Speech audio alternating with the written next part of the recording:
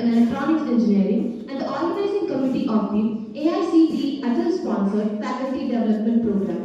Today's session serves as a valuable platform for learning, interaction, and professional enrichment, aligning well with ATAL's vision of enhancing teaching quality, research capability, and innovation culture. Before we begin today's session, let us take a brief recap of the previous session. As part of Day 5 of the Faculty Development Program, the participants visited EV-Nexus Private Limited, Annanagar East during forenoon session. EV-Nexus is a technology-driven startup focused on the design, protection, and marketing of electric vehicles, including electric scooters, motorbikes, and goods carriers. The visit provided insights into EV manufacturing, battery swapping systems, and charging infrastructure.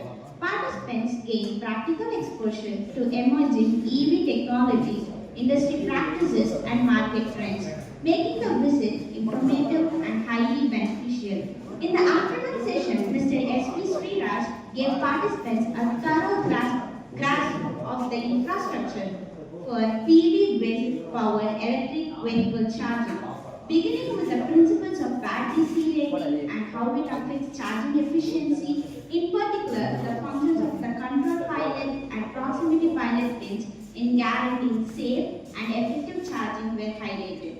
The necessity of PWM signaling, PLC, and CAN communication in EV charging system was also explained. Furthermore, the integration of EV charging stations with renewable energy sources was examined with a focus on sustainability and the future of green transportation. All things considered, the session successfully connected fundamental ideas with practical industry application. Now, I kindly invite Assistant Professor N. Shamsundar to introduce our respected resource person for this session. Good morning, everybody. It is my great pleasure to introduce today's distinguished resource person, Dr. P. Chittibabu sir. We welcome you, sir. He is currently serving as an associate professor and head of the Department of Electronics and Communication Engineering at Indian Institute of Information Technology, Design and Manufacturing, Kanjipuram, Chennai. He obtained his PhD in Electrical Engineering from National Institute of Technology, Roorkela in 2012. He has an impressive international research profile as he had completed postdoctoral research at Wrocław University of Science and Technology, Poland, and VSB Technology University, Astrawa, Czech Republic. Both are sponsored by European Commission, UK. He has served as a visiting researcher at Politecnico di Milano, Italy, and visiting scientist of ETZ's Technical University, Turkey. Dr. Chittibabu has been appointed as an adjunct professor Sosi Min University at Vietnam from November 2025 to November 2028. It reflects his strong global academic recognition. He is the editor-in-chief of International Journal of Ambient Energy Trailers and Transit and served as an associate editor for several reputed international journals, include IET Renewable Power Generation, IET Energy System Integration, Electric Power System Research Elsewhere, and other prestigious publications. Added to his outstanding research contribution, Dr. Chittibabu has featured in 2024 top 22% of scientists in world, as released by Stanford University and elsewhere in the field of energy. His research interests includes power electronics application in smart distribution grids, renewable energy integration, and control of wind and solar power systems. We truly honored to have such an eminent academician and researcher with us today. Let us warm welcome Dr. Chittibabu sir for his insightful session. We welcome you, sir. Thank you. Thank you, sir, for the clear and informative introduction of our distinguished guest. It is now my great pleasure to invite Dr. B. Chittibabu to kindly take over the session and enlighten us with his valuable insights.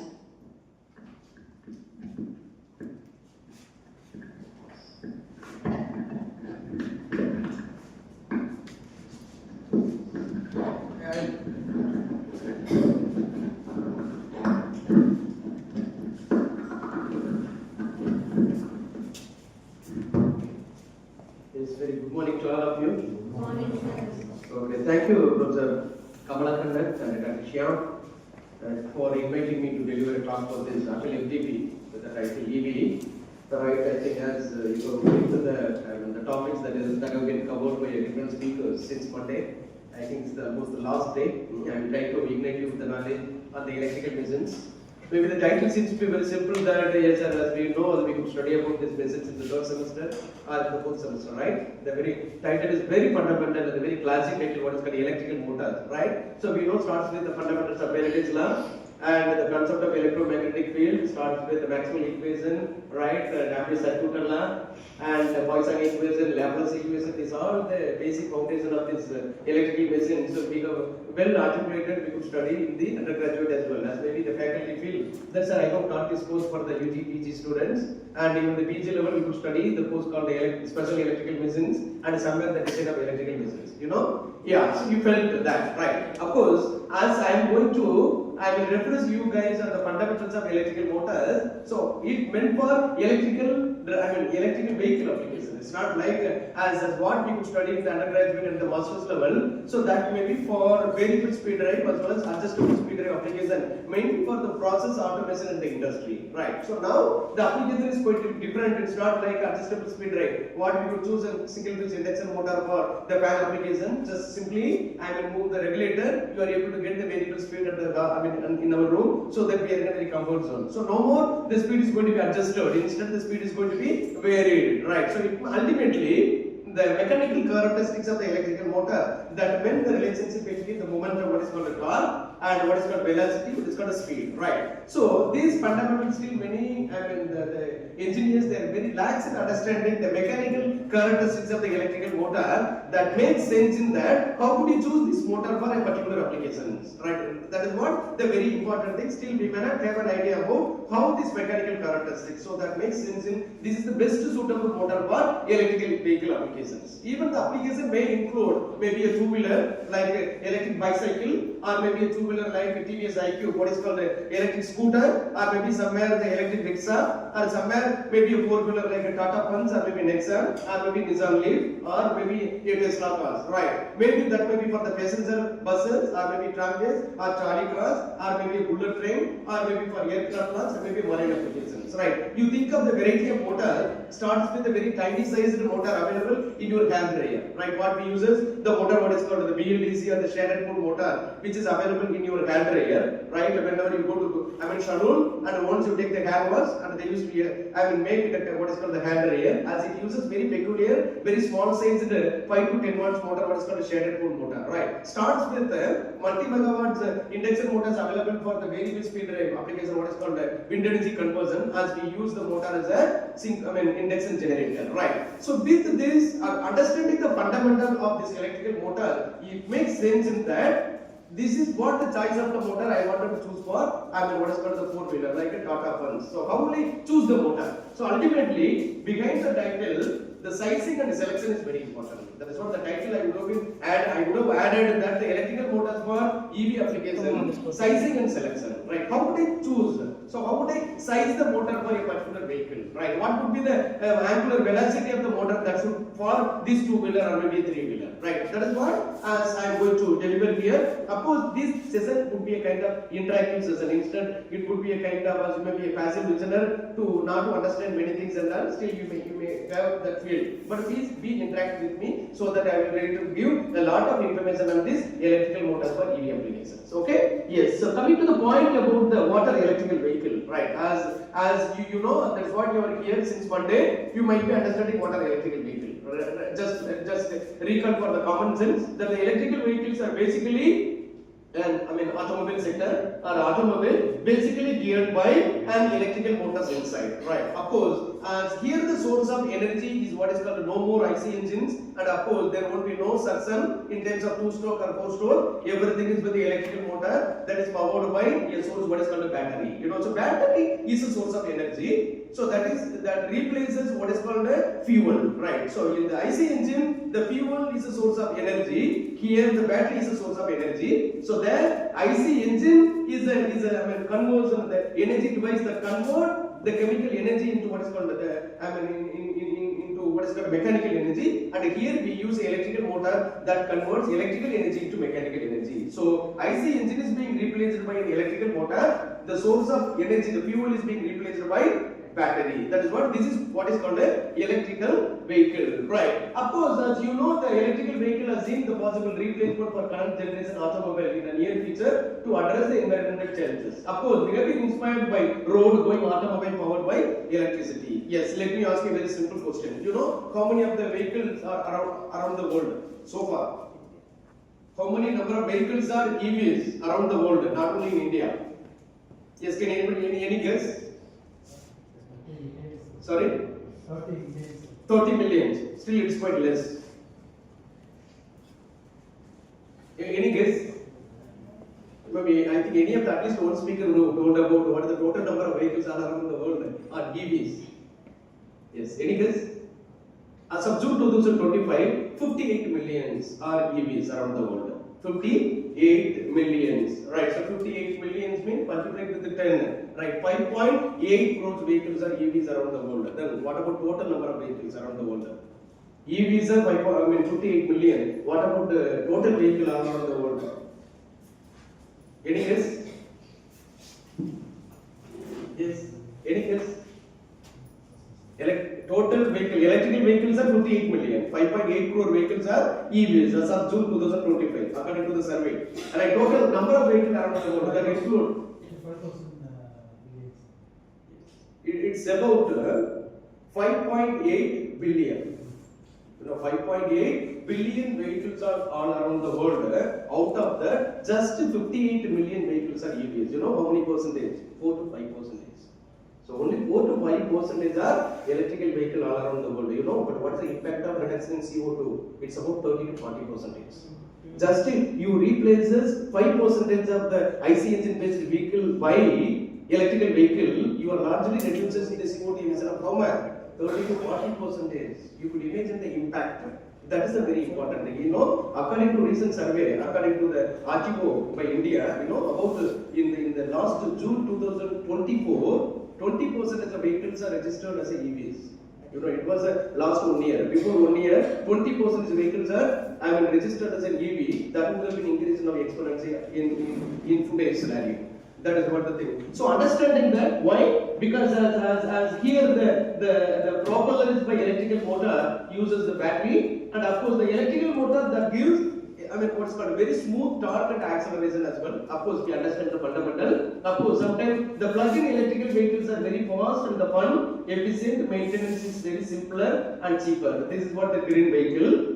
And understanding the ecosystem of electrical vehicles. If you see the ecosystem in terms of different perspectives of electrical vehicle technology, that is what you would learn for past 5 days. You can see the ecosystem in terms of major trend, the vehicle information, and what would be the battery technology behind this electrical vehicle, and what would be the source of energy, either along with the battery, as we may use sometimes renewable energy as well, including solar photovoltaic and the fuel cell, and also the smart grid for charging the vehicle by connecting the vehicle with the grid. That is called a plug-in electrical vehicle, either vehicle to grid or grid to vehicle, that technology. And what would be the energy storage that assists the grid to enhance the stability, and what would be the interaction with the building, that is called vehicle to building, building to vehicle concept, and vehicle to grid concept, and a smart charging mechanism. So these are all the major trends in electrical vehicle. Of course, you can see the key players are information, what is called ICT, and money, of course, money and electricity. So there would be the big, the race between the information, money and the electricity. If you come to the outer boundary of the electrical vehicle technology, in terms of the industry interaction, of course that include consumers, of course we are the final end users, and the data flow, and the finance, insurance, technical research and development and the EV technology, the climate change, and the policy makers. Right. So these are all the key system players behind the electrical vehicle technology. These are all the different trends, the recent trends in the electrical vehicle technology. Right. So as here I am going to talk about the vehicle information. So that meant, so how the vehicle is being designed by using an electrical motor. As I told you, the electrical motors are a part of the electrical vehicle. Right. That's what coming here. You see the history of electrical vehicle starts with in the 1837 in the district of Aberdeen in the Scotland, right? Of course, in the 1837, the vehicles were made by Robert Davidson in 1841, and he could make an electric train car. We can see that. Then, after more than 40 years, the inventor Thomas Parker created the first manufacturing electrical automobile in London in the year 1884. You know, this 1884, never forget this year. Not only the invention of what is called the electrical automobile in the London exhibition, there was a very big revolution has happened in 1884 in the electrical industry, what is called the invention of electrical motors. You know, the electrical motors, especially three-phase induction motors, was discovered by Nikola Tesla in the year 1879, but that has been made it as in the form of prototype that he could present in the London exhibition in the year 1884. So Tesla would visit the London for showing his product, what is called a three-phase induction motor. You know, so he's a father of induction motor. He could discover. That is what the unit of flux density was coined as.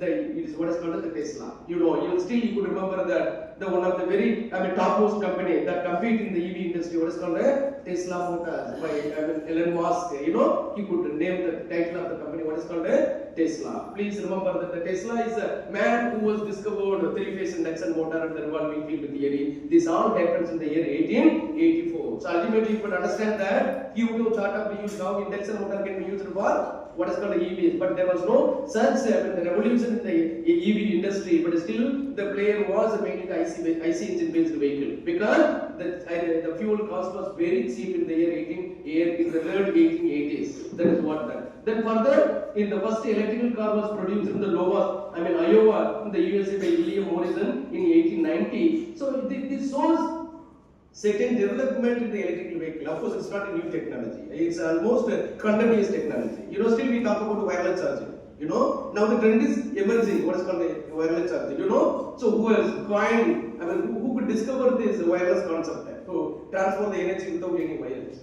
Any guess? So who has discovered the concept of wireless electricity? You are able to transfer the energy without wires.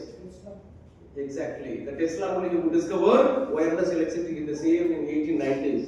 You know, how he could make it? You know, there was no technology, right? There was no technology, he could make it. But further as he couldn't able to succeed in the technology because maybe the age, maybe he might have passed away. So that was the thing, the technology was stopped in the late 1890s. So now we could see that we are talking about the fast charging electrical vehicle. You know, there is a company called Samarin in Switzerland. He could make a kind of charging the technology. He could be able to charge the 80% of the battery in 90 seconds.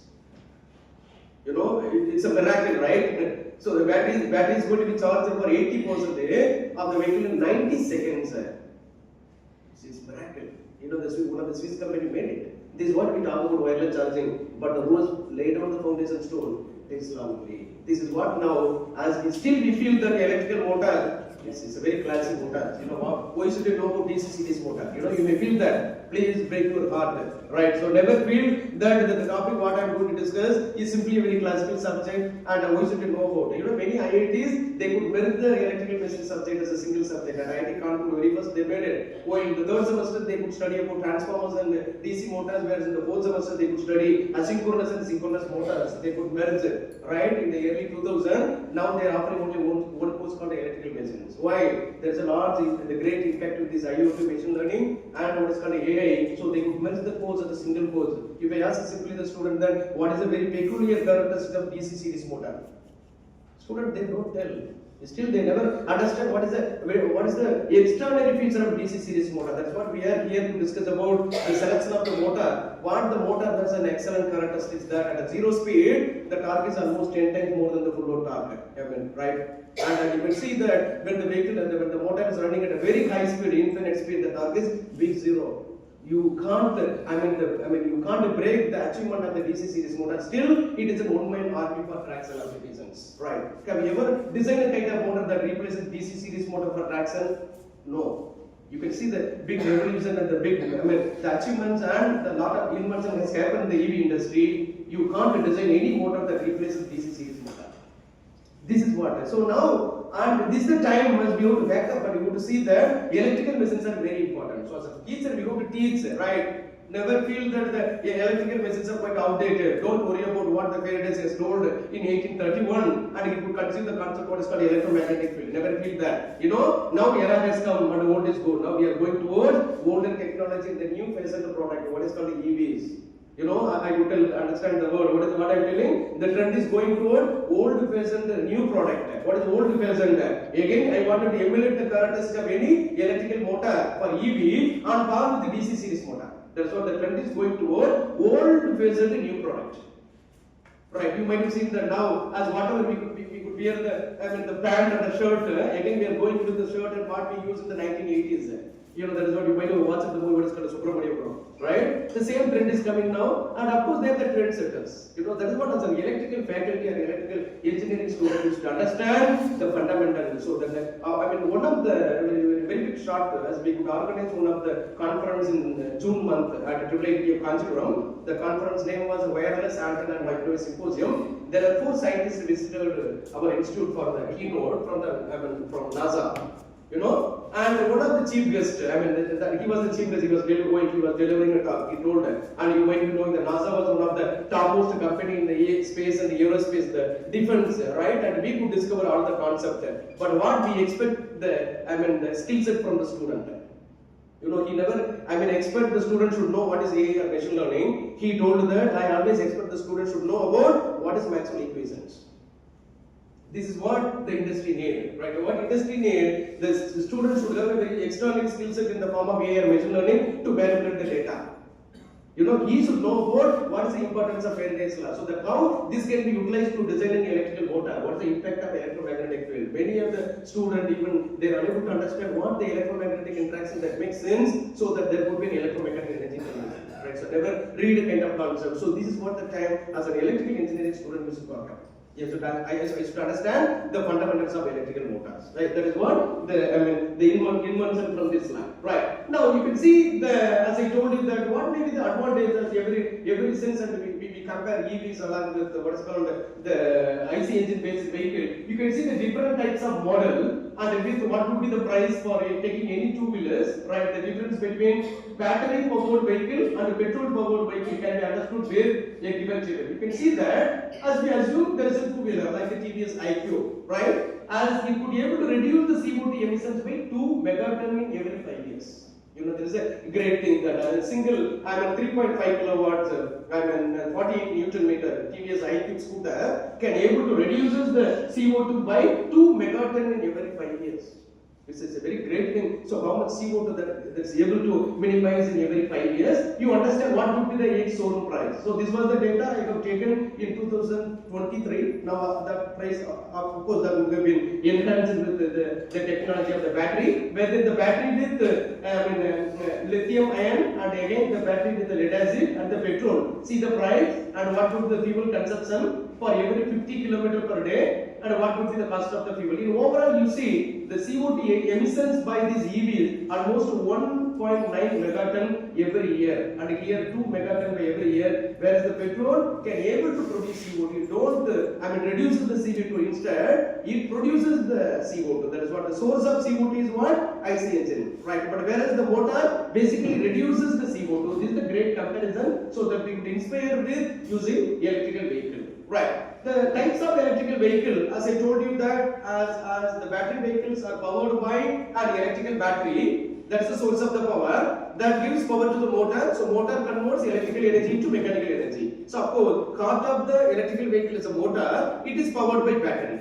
You know, so according to this battery and the motor interaction, first vehicle what we call it as battery electrical vehicle. So motor is being powered by a battery through the power electronics converter. And for example, the Tesla Model 3 and the Nissan Leaf. Okay, Tesla Model 3 that uses 3-phase induction motor, whereas the Nissan Leaf that uses permanent magnet synchronous motor. Right. This is a battery vehicle. Most of the vehicle on the road are coming from the first category.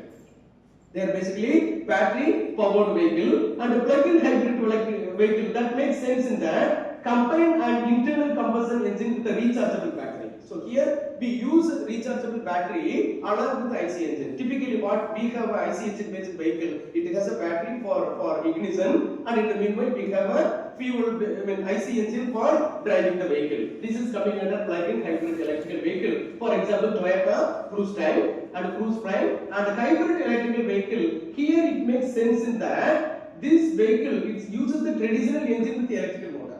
So traditional engine with electrical motor, but you don't plug in for charging. So the battery is being charged through the regenerative braking as well as the engine. For example, Toyota Cruise non-plug-in, that is coming under hybrid electrical vehicle. Yes, as I could give one information that we could visit Norway in 2024 May for one of the the university MOU with the University of Agder, Norway. And there I could see that 80% of the vehicles are electrical vehicle. Out of 80%, 50% EVs are coming under what is called hybrid electrical vehicle. You know, in the car, even the Tesla car, they could mount the solar photovoltaic on the roof of the car, and in addition to that, they have a battery for source. Right? This is what is called a hybrid electrical vehicle. Even sometimes they are powered by renewable energy sources as well. Right? So there the taxes are Tesla cars. You know, still we don't find any Tesla car on the Indian road, but you could see 80% of the vehicle in the Norway is what basically Tesla cars only. You see the impact, how they develop the infrastructure of charging, right? That is miracle. You know, by 2030, almost all the vehicle in Norway is going to be an electrical vehicle. No more IC engine based vehicle. You know, still they are the main resources for oil reservoir, but still, and they wanted to replace all IC engines with basically EVs. You know, I mean, maybe in India, maybe take another 50 years to make it entire vehicles are electrical vehicle. And still, developing a charging infrastructure is too difficult in India, as where the population is quite heavy and having not the proper standard for the charging infrastructure along with the condition of the road. That is, but still, and we have to go for a long time to develop the EV technology in India. But still, the government has taken an initiative and putting effort in promoting electrical vehicles in all possible directions. Hope for the best. And fuel cell electrical vehicle, here the vehicle, it uses hydrogen as a fuel. You know, it uses hydrogen as a fuel. You know, this is one of the very emerging technology today, that the hydrogen energy storage. You know, this meant for even megawatts grid connected system that support for, energy storage, that supports a lot for grid stability. But still, the fuel cell vehicles are not so popular on the Indian road as well as in the world. You know, the problem of fuel cell based vehicle is dynamic response of the fuel cell is very poor as compared to the battery vehicle. You know, what the dynamic response, it says that for every 10% change in load, you know, for every 10% change in load, the response time is about 10 minutes. You know, you imagine that as we are changing the gear from 4th gear to 3rd gear, how much time it take to reach the new speed? Ultimately, it is taking 5 to 10 minutes. So that by the time you meet an accident. And that is what. So fuel cell is not a source of energy for what is called an electrical vehicle. Maybe you can use hydrogen as a storage, but you cannot use the fuel cells as a main source for driving the electrical motor and EVs. You know, the concept of the electrical vehicle with the fuel cell, that was launched by General Motors in 1960s. You know, again, it is not a new technology. Right, so fuel cell vehicle was launched by General Motors, one of the very pioneering US-based company in 1980s. The technology was failed because the response was very poor. Dynamic response of the fuel cell is very poor. There, the response under steady state is excellent. You know, it's what is the steady state? The vehicle is running at a constant speed. For example, you use for the shuttle bus inside the airport. It's the best size. Why? You know the shuttle speed. The shuttle bus at the airport, it goes hardly 20 km per hour. It goes always very slow and the constant speed. Then the fuel cell might be a perfect size. But that may not be for the vehicle as it is running at a highway at a speed of 200 km per hour. That may not be a good size. That is what these technologies failed, especially for what is called the Indian road or maybe any road vehicle. But the example is what Toyota, right? That may run for only constant speed, so that the response of the steady state is good. Okay. Now the components of the electrical motor, all of us know that first thing is what electrical motor. Of course, that converts electrical energy into mechanical energy, and the battery pack. Of course, the source of the energy is what is called the battery that stores energy, and that gives energy. That energy is being given to the motor that converts electrical to mechanical. Of course, very high energy density lithium-ion batteries are very popular for EV applications than any other batteries, and the inverter. So of course, as the motor cannot be straightaway connected with the battery back, of course we need to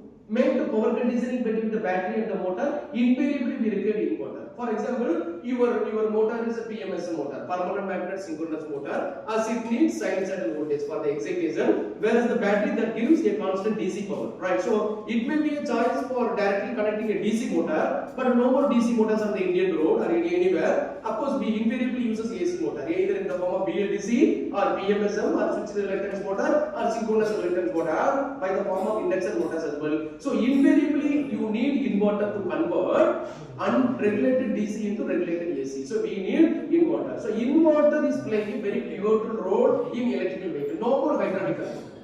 You know what we uses in the IC engine based vehicle for controlling the speed, it is basically a hydraulic mechanism, right? But now no more hydraulic, everything is going to what? Electronic control. That is happened with the help of what? Power electronics converter. So that is what inverter and induction motor is almost, that plays a very vital role along with the battery. So entire electrical vehicle, the key components include source of the energy, what is called the battery, and the energy conversion device, what is called the electrical motor, and in between there is a power conditioning device, what is called the power electronics converter. So battery, power electronics converter and induction motor, these three are playing a very major role. That is what you see the cost of the electrical vehicle, 60% of the cost is meant for electrical motor along with the inverter, 30% of the cost for the battery, remaining 10% is for other accessories. That is what almost most of the investment in the electrical vehicle is meant for motor along with the power electronics converter only. That is what we are here. How could you design or how could you select the motor as it makes sense that plays 60% of the total cost of the car. That is what is very expensive. But again 30% is meant for battery. So how could you use very cost effective battery for EV applications? The rest 10% is only for all other accessories. Okay. So that is the things of the battery and the inverter and the charging mechanism, charger. That takes hardly 5 to 10% of the total vehicle cost, but still sometimes may not be even 5%. Right, that depends on the kind of what kind of charger you uses. So that is what the charger is required to charge the battery, either with the external power source or with the regenerative braking, and the charging port is meant for what is called a plug-in hybrid electrical vehicle. So these are all the key components. Of course, you understand pros as well as cons of this EV technology. The advantages are they are environmental friendly. I told you that the TVS IQ, and in every year you could be able to reduce the CO2 by 1 megaton. It's a huge amount of carbon reductions, right? And of course, and the cost saving, the running cost is absolutely very low.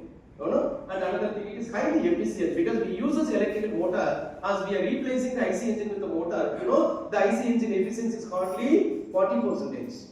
You know, it is theoretically only according to second law thermodynamics. But whereas the electrical motors, they provide the efficiency about 90 to 95%. That is what the beauty. And of course, the energy diversity. Even you can use renewable energy as a source of energy in the electrical vehicle, right? So these are all the possible features of EVs. You come to the, on what is called the negative aspect of the electrical motor, the charging infrastructure.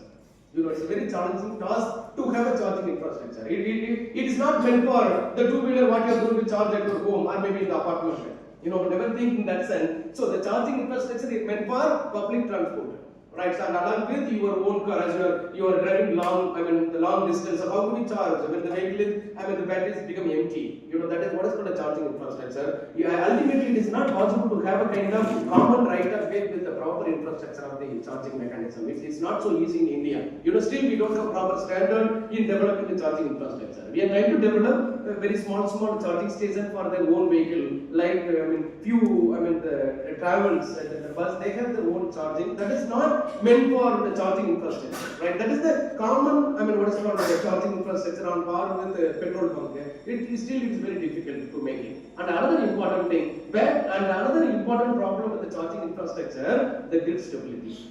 You know, that is what there was a proposal by the ministry, by the ANR, they would call for proposals on the consortium for what is called the EV vision. You know, that has been launched in the last year. You know, the funding pattern was in the order of minimum 50 crores for each proposal. You know, they would make a kind of consortium, you can submit a proposal in 3 verticals. One vertical is what the battery technology, and the second battery technology including materials, and the second vertical is what power electronics and drives. And that meant for investigation on electrical motors and power converters. And the third vertical is what is called grid stability and grid reliability.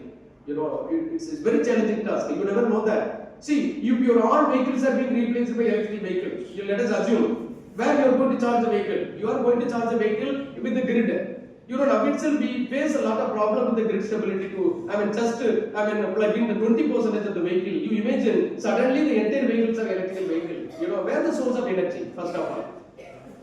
Our demand is almost 360 gigawatts as of now, almost 160 from the renewable energy. So, once all vehicles are as an EV, our demand is going to be almost double. By 2030, our demand is going to reach 500 gigawatts, 500 to 600. How could it meet?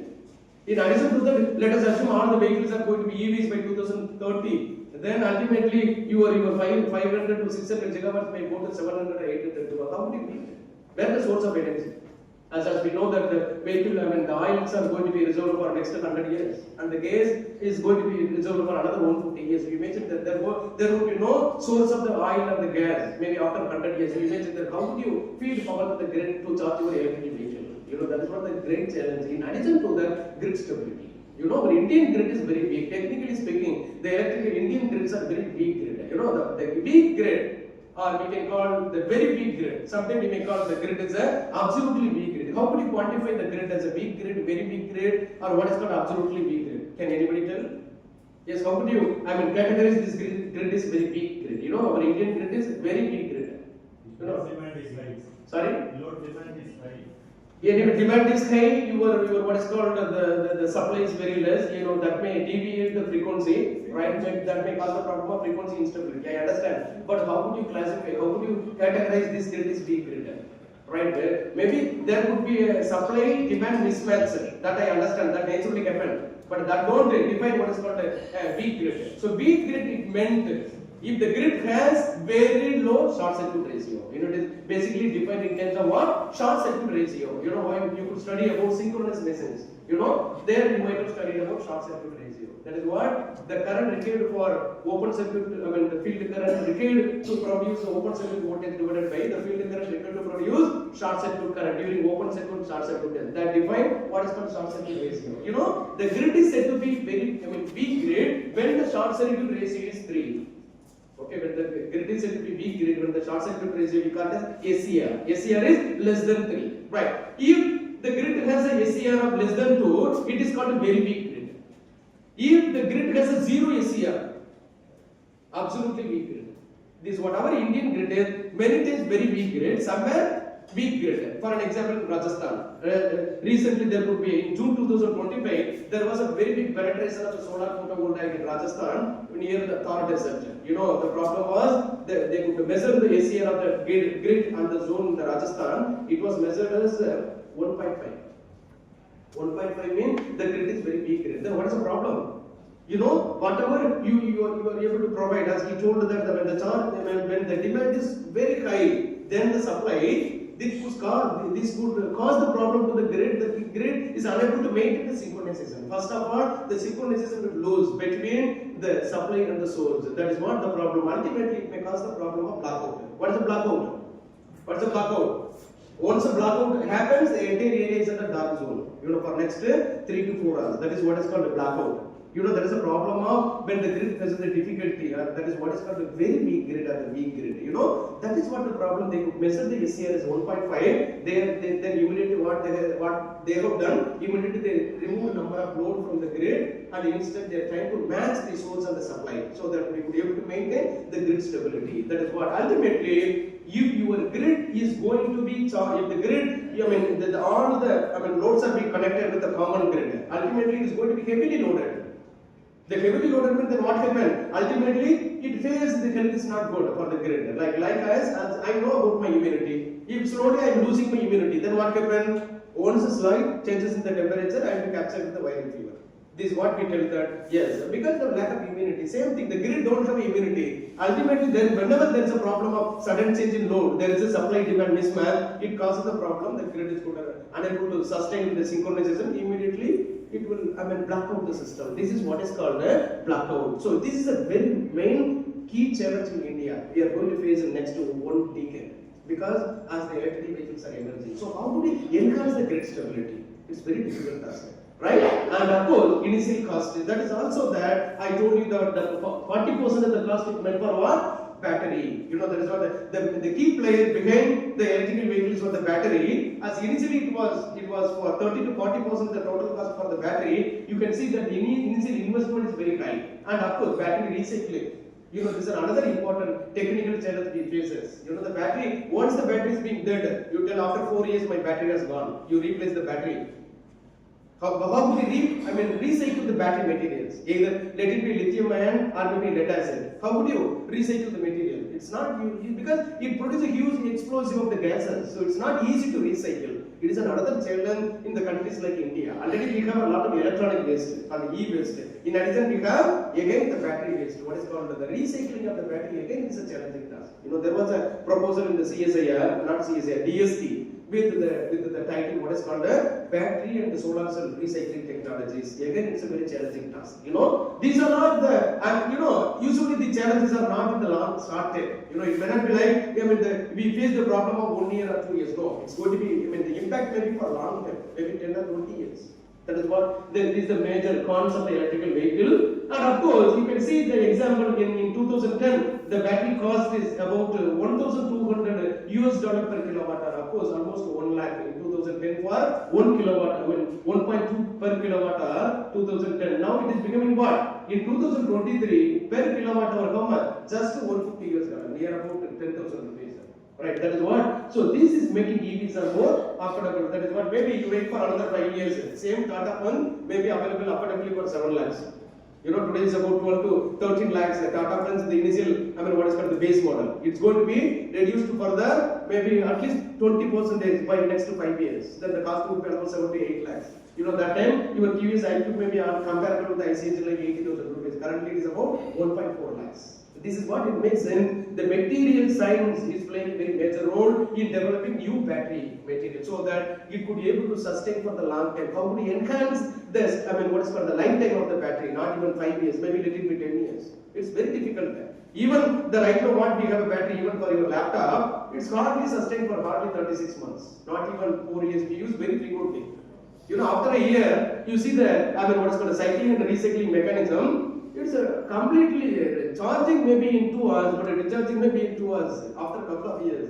This is what, how do we develop such infrastructure to improve the charging mechanism? This is also a problem associated with that. That is what the trend is going towards, to develop the batteries like a solid state battery so that it could enhance the lifetime from 4 years to 6 years. That is what it is under development. Right. Coming to the point as understanding the IC engine based vehicle, let us assume there is a 300cc engine vehicle. The fuel tanks provide 100% mechanical input. Obviously, engine output is what? Just 23%. You imagine? Right, of course, 77% of the energy is being burst in the engine loss itself during suction. Right, either in the 2-stroke or maybe a 4-stroke, maybe a petrol vehicle or maybe a diesel. Almost 77% of input fuel what you are feeding is going to be dissipated in the form of heat during suction process. This is what the problem of IC engine. AC engine is hardly 23%. Right, and of course, again there is a drive line as you have a transmission drive system. Again, the 4% is being bursted here. Ultimately, you get the net efficiency about 19%. That is what the net efficiency available at the shaft or with the vehicle. That is giving connecting with the wheel in terms of aero efficiency, aero 10% power, rolling 7%, braking 2%. So the net efficiency or energy is available as an output is only 19% of input. Ultimately, 81% of energy is completely wasted. That is what the vehicle running cost is very expensive for IC engine based vehicle. Yes. Now coming to the point, as you are replacing that IC engine with the fuel and the engine, the fuel tank is being replaced by battery, engine is being replaced by motor generator. And of course, this is a battery vehicle, this IC engine. Now you can see that what is the efficiency here. You can clearly understand. As the battery provides 100% efficiency, only 10% of the energy is being lost in electrical motor. Hardly 10%. Even if you use the motor like a switchable electric motor, still efficiency will go more than 90%. That is why even you use a BLDC motor, it was still efficiency is 95. So it means hardly 10% energy is being wasted in the form of copper loss in the winding and the magnetic loss in the magnetic core. 90% is available. Again, the drive line loss is about 14%. So net energy is available 76%. Whereas in the IC engine, how much? 19%. So now it is how much? 76, almost 4 times higher. So 19 is now become what? 76. Then that is being distributed for different mechanism on the wheel. This is what the beauty of electrical vehicle. vehicle. They are highly energy efficient vehicle. That is what your running cost is invariably low. Running cost means what? Just to charge the battery for next 50 to 60 kilometers, ultimately the cost would be hardly 5 rupees per kilometer. Now in Tamil Nadu it's about 4.5 rupees per kilowatt hour. It's very cheap for charging. That is what the beauty of IC engines, right? Now understanding that, as I told you, the electrical motors are the heart of the electrical vehicle that converts electrical energy from the battery into mechanical energy. Of course, what are the key features of electrical motor for EVs? The very first feature is, of course, torque characteristics. I told you that is what is called a mechanical characteristics. So what mechanical characteristics it says that how would you define the characteristics between angular velocity of the motor in terms of speed and the momentum of the motor in terms of torque? That is what. So the motor must provide very high starting torque for the acceleration. That is a very important. That torque is what is called accelerating torque. Sometimes we may call it as what is called starting torque. So any electrical motor that possesses very high starting torque, then that motor is the best candidate for EV applications. What is starting torque? Yeah? Can anybody tell? I mean, how would you tell, or how would you understand what is a starting torque? Once you give the supply to the motor don't start immediately as you are starting with the zero voltage. As the voltage is zero, motor cannot accelerate. But however, the motor ready to accelerate because the motor possesses very high starting torque. That is what. So that the momentum, for example, as you wanted to, push the stone, it's about 50 kg stone. It's available here in front of you. Someone will tell you just to push the stone. What will you do? Initially you would apply huge momentum. Then only you are able to move the stone little bit. Once the stone is little bit moved, then again you push further. Then it will be moved. Then after once moved from 1 meter to 1 meter above, then after you apply less force, then still it is able to move automatically. This is what at the time of starting any electrical motor should have a very high accelerating torque. Right, almost 5 to 10 times that of the full load torque. That is the important characteristics or the feature of any electrical motor. And again, the smooth torque deliveries across the speed. It meant, if you talk about the fan, this fan is basically a constant torque motor. Here as it is working with the action, what is called a centrifugal action, the torque produced by the motor is constant throughout the speed. Because the torque is directly proportional to square of the speed and cube of, directly proportional to cube of the supply voltage. Keep the supply voltage constant, then the torque is constant. This is what is called centrifugal action. But this can't be the case in the EV motor, electrical vehicle. Now the motor is being used there. Over the wide range of speed, torque can also be changed, but that has to be reduced. Right, keep in mind that. So the constant torque would be fan, keep in mind that. But whereas the variable speed load, there the torque must be reduced when the speed is going on increasing. This is the important mechanism or important characteristics of the electrical motor that is best suitable for EV applications. That is what across the speed, the torque variation should be very smooth. That of course I will show the characteristics you understand. That of course efficiency, this is very important in reducing what is called the running cost. Of course weight and size is also very important because the vehicle is so bulky. Use the motor, such a very heavy motor like a DC shunt motor or the compound motor. That may not be the perfect size for electrical vehicle application. For example, DC compound motor. It has there are two types of field winding. One is called a short shunt, another one is what? Long shunt. And again, it has a armature along with the commutator and the press assembly. It is very bulky. That is what the DC series or DC shunt or compound, they are not popular for EV application because of what? Very bulky motors. That is what. So the size and weight, even the size is very bigger. The weight would be quite nominal. That is what. How would you construct or how would you design a vehicle which is very cost effective, which is lighter in weight, so that it could be able to run at a very high speed. That is very important. And the cooling system, obviously, as compared to IC engine based, IC engine based vehicle, electrical vehicle invariably requires cooling. Why? Here we have three important components. One is what? Battery. Second is what? Power electronics, converter. Third one is what? Electrical motor. Right? During energy conversion, battery also may be overheated because of the discharging mechanism as it happens exponentially. And the second, you are using inverter and they are made up of semiconductor wires. Again, they are prone to damage because of excessive temperature rise. Invariably, it gets cooling. Again, come to an electrical motor that during energy conversion. Again, the 10% of the energy is being burst into the form form of heat in terms of ohmic laws as well as field, what is called the magnetic laws. So it means you need very dedicated cooling media to cool the battery and to cool the inverter as well as to cool the electrical motor. This is the problem. So the reliability of the electrical motor is very important concern during rainy season. Even sometimes we may tell that because as the vehicle is running and even in the running condition, so how would you cool the motor? Right, that's what the cooling media must be very dedicated. Otherwise, what happens? The cooling, the temperature is so high, maybe beyond the threshold. The very first device is going to be damaged. What is that? No. Converter only, right? Why? Electronic device. No electronic device having overload capacity. Motor never be damaged. Don't worry about it. Even the motor is about 5 HP, you can load up to 6 HP, still it will be able to sustain because of very high overload capacity. But the power plants don't have any overload. Even it is a 5 HP motor, as it gives the power of 5 kilowatt. If the power is near 4.3, sometimes the inverter may be overheated because continuously the vehicle is running. So how would you extract the heat? That is what the very first the electronic inverter must be damaged. Then after the battery, then the third you come to what is called the electrical motor. That is what the reliability is highly important. That is what how would you cool an electrical vehicle, especially to cool an inverter system. That is very another thing, driver system. The driver that provides PWM pulses to the inverter. And of course, the driver requires very dedicated cooling as well because we use a very low power electronic device as a driver circuit. And again, you have a controller card, what is called a DSP or a PGA. Again, it needs a dedicated cooling as it uses the processor. That is here the cooling media is very important than the IC engine based vehicle. Still, IC engine can able to sustain even the cooling is not sufficient. It is still able to run for another 20 km, but your EV can't run.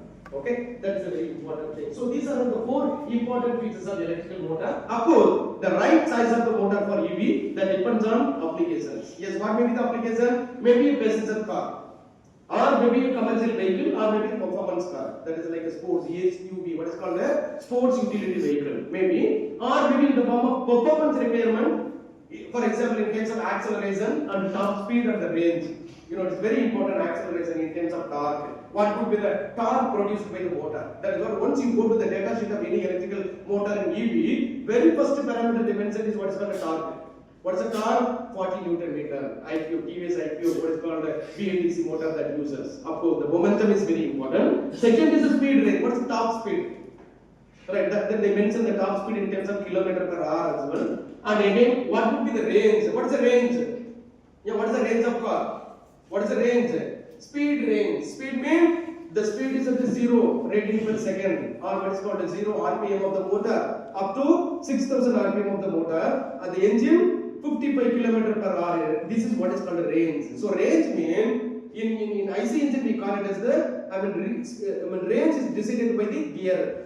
What is the range? Yes, now the vehicle is running in the first gear. What is the speed? Maybe 25 km per hour. Right. Now initial starting first gear. What is the speed? 10 km per hour. Next the second gear. What is the speed? 20 km per hour. Now you are moving to third gear. What is the speed? 30 km per hour. This is what is called a range. Not range means not a particular speed. The value changes. That is what is called a range. Now no more gear arrangement required for what is called an electrical vehicle. The range is not very smooth. You can do it very precisely. Right. Now coming to the point. Please remember this slide. It is very important slide. As a beginner of understanding electrical motors for EV, these characteristics it makes sense. You are able to understand these characteristics, right? You understand what would be the perfect choice of the motor for a particular EV application. Now coming to the point, right? Let us assume the vehicle is going to be started at your apartment.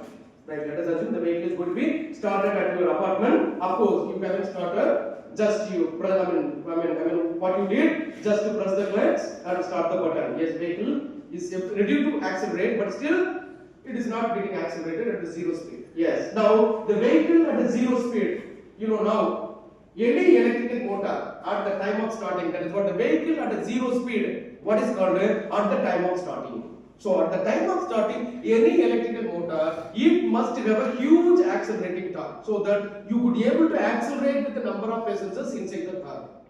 It is very important. So that is a very important characteristics of the motor, so that you can choose a particular motor for a particular applications. The number of passengers may be 2, maybe it's a 2-wheeler. Number of passengers may be 3, maybe auto rickshaw. Number of passengers may be 4, maybe a car. That is what the thing. So according to the application, let us assume it is a 4-wheeler. Like you have startup ones. So the speed is 0, the motor should have a very high accelerating torque. That is what is called a starting torque.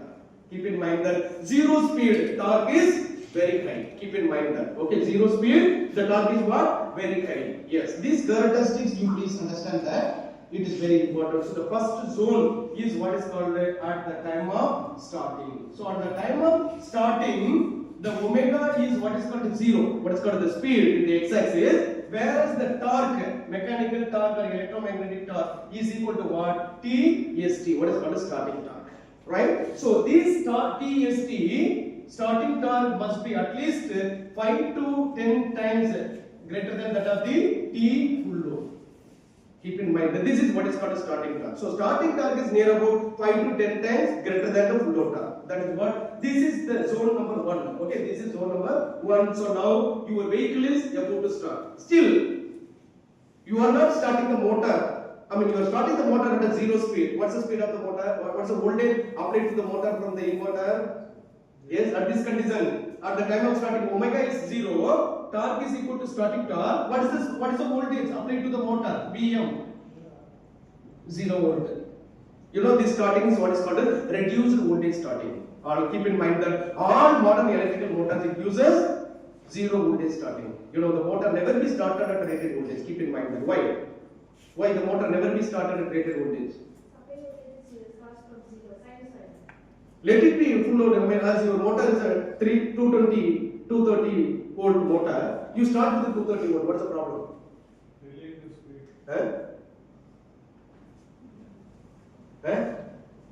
It's a very fundamental mechanism. You know, this is what is called the reduced voltage starting. That's what we use in the starter. What is called soft starter. And this is a very fundamental character. Very fundamental understanding of electrical motor starting. At the time of starting, speed is 0. But the motor may be started at rated voltage. But why you start the motor at 0 voltage? You see here, the characteristic, the voltage is also 0. What's the problem if we start the motor at a full voltage? What's the problem if we start the motor at a rated voltage? See, speed is 0. No. Voltage is 0. Right. Speed is 0. Coming to the point about the speed equation. Let us come to the speed equation here. What's the speed equation? Let us assume it is a DC shunt motor. Let us assume DC shunt motor. Yes. What is the back EMF? What is the back EMF? VA minus IA RA. Right? This is what the back EMF equation. And of course, you might be knowing that back EMF is directly proportional to omega M, motor speed, and inversely proportional to, it is multiplied with flux. This is what is called a field flux, right? EB is directly proportional to speed and the flux. Let us assume this is constant. Of course, EB is indirectly proportional to speed, right? So at the time of starting, EB is how much?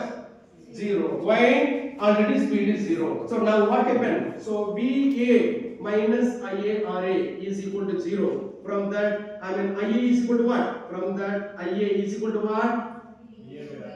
VA by RA. Of course, IA is nothing but what? IST. What is called a starting current. Okay, what is called a starting current. So now what is the current? IST is equal to IA is equal to what? VA by RA. Let us assume the armature resistance of the motor is 1 ohm. Right. Now IA is equal to what? Yes, VA by 1, it is nothing but VA. So now VA is how much? Let us assume 230 volt. You start the motor at 230 volt. What's the starting current? 230 amps. But what is the motor current rate? Let us assume 5 HP motor. What may be the current? Maybe 7.5 amps. So 7.5 amps motor, it draws how much current? 230 amps. It draws 230 amps. You imagine that. Could you please imagine what might happen? Such a very high amount of current at the time of starting, and what's the torque? What is the torque? The torque is directly proportional to what? The torque is directly proportional to what?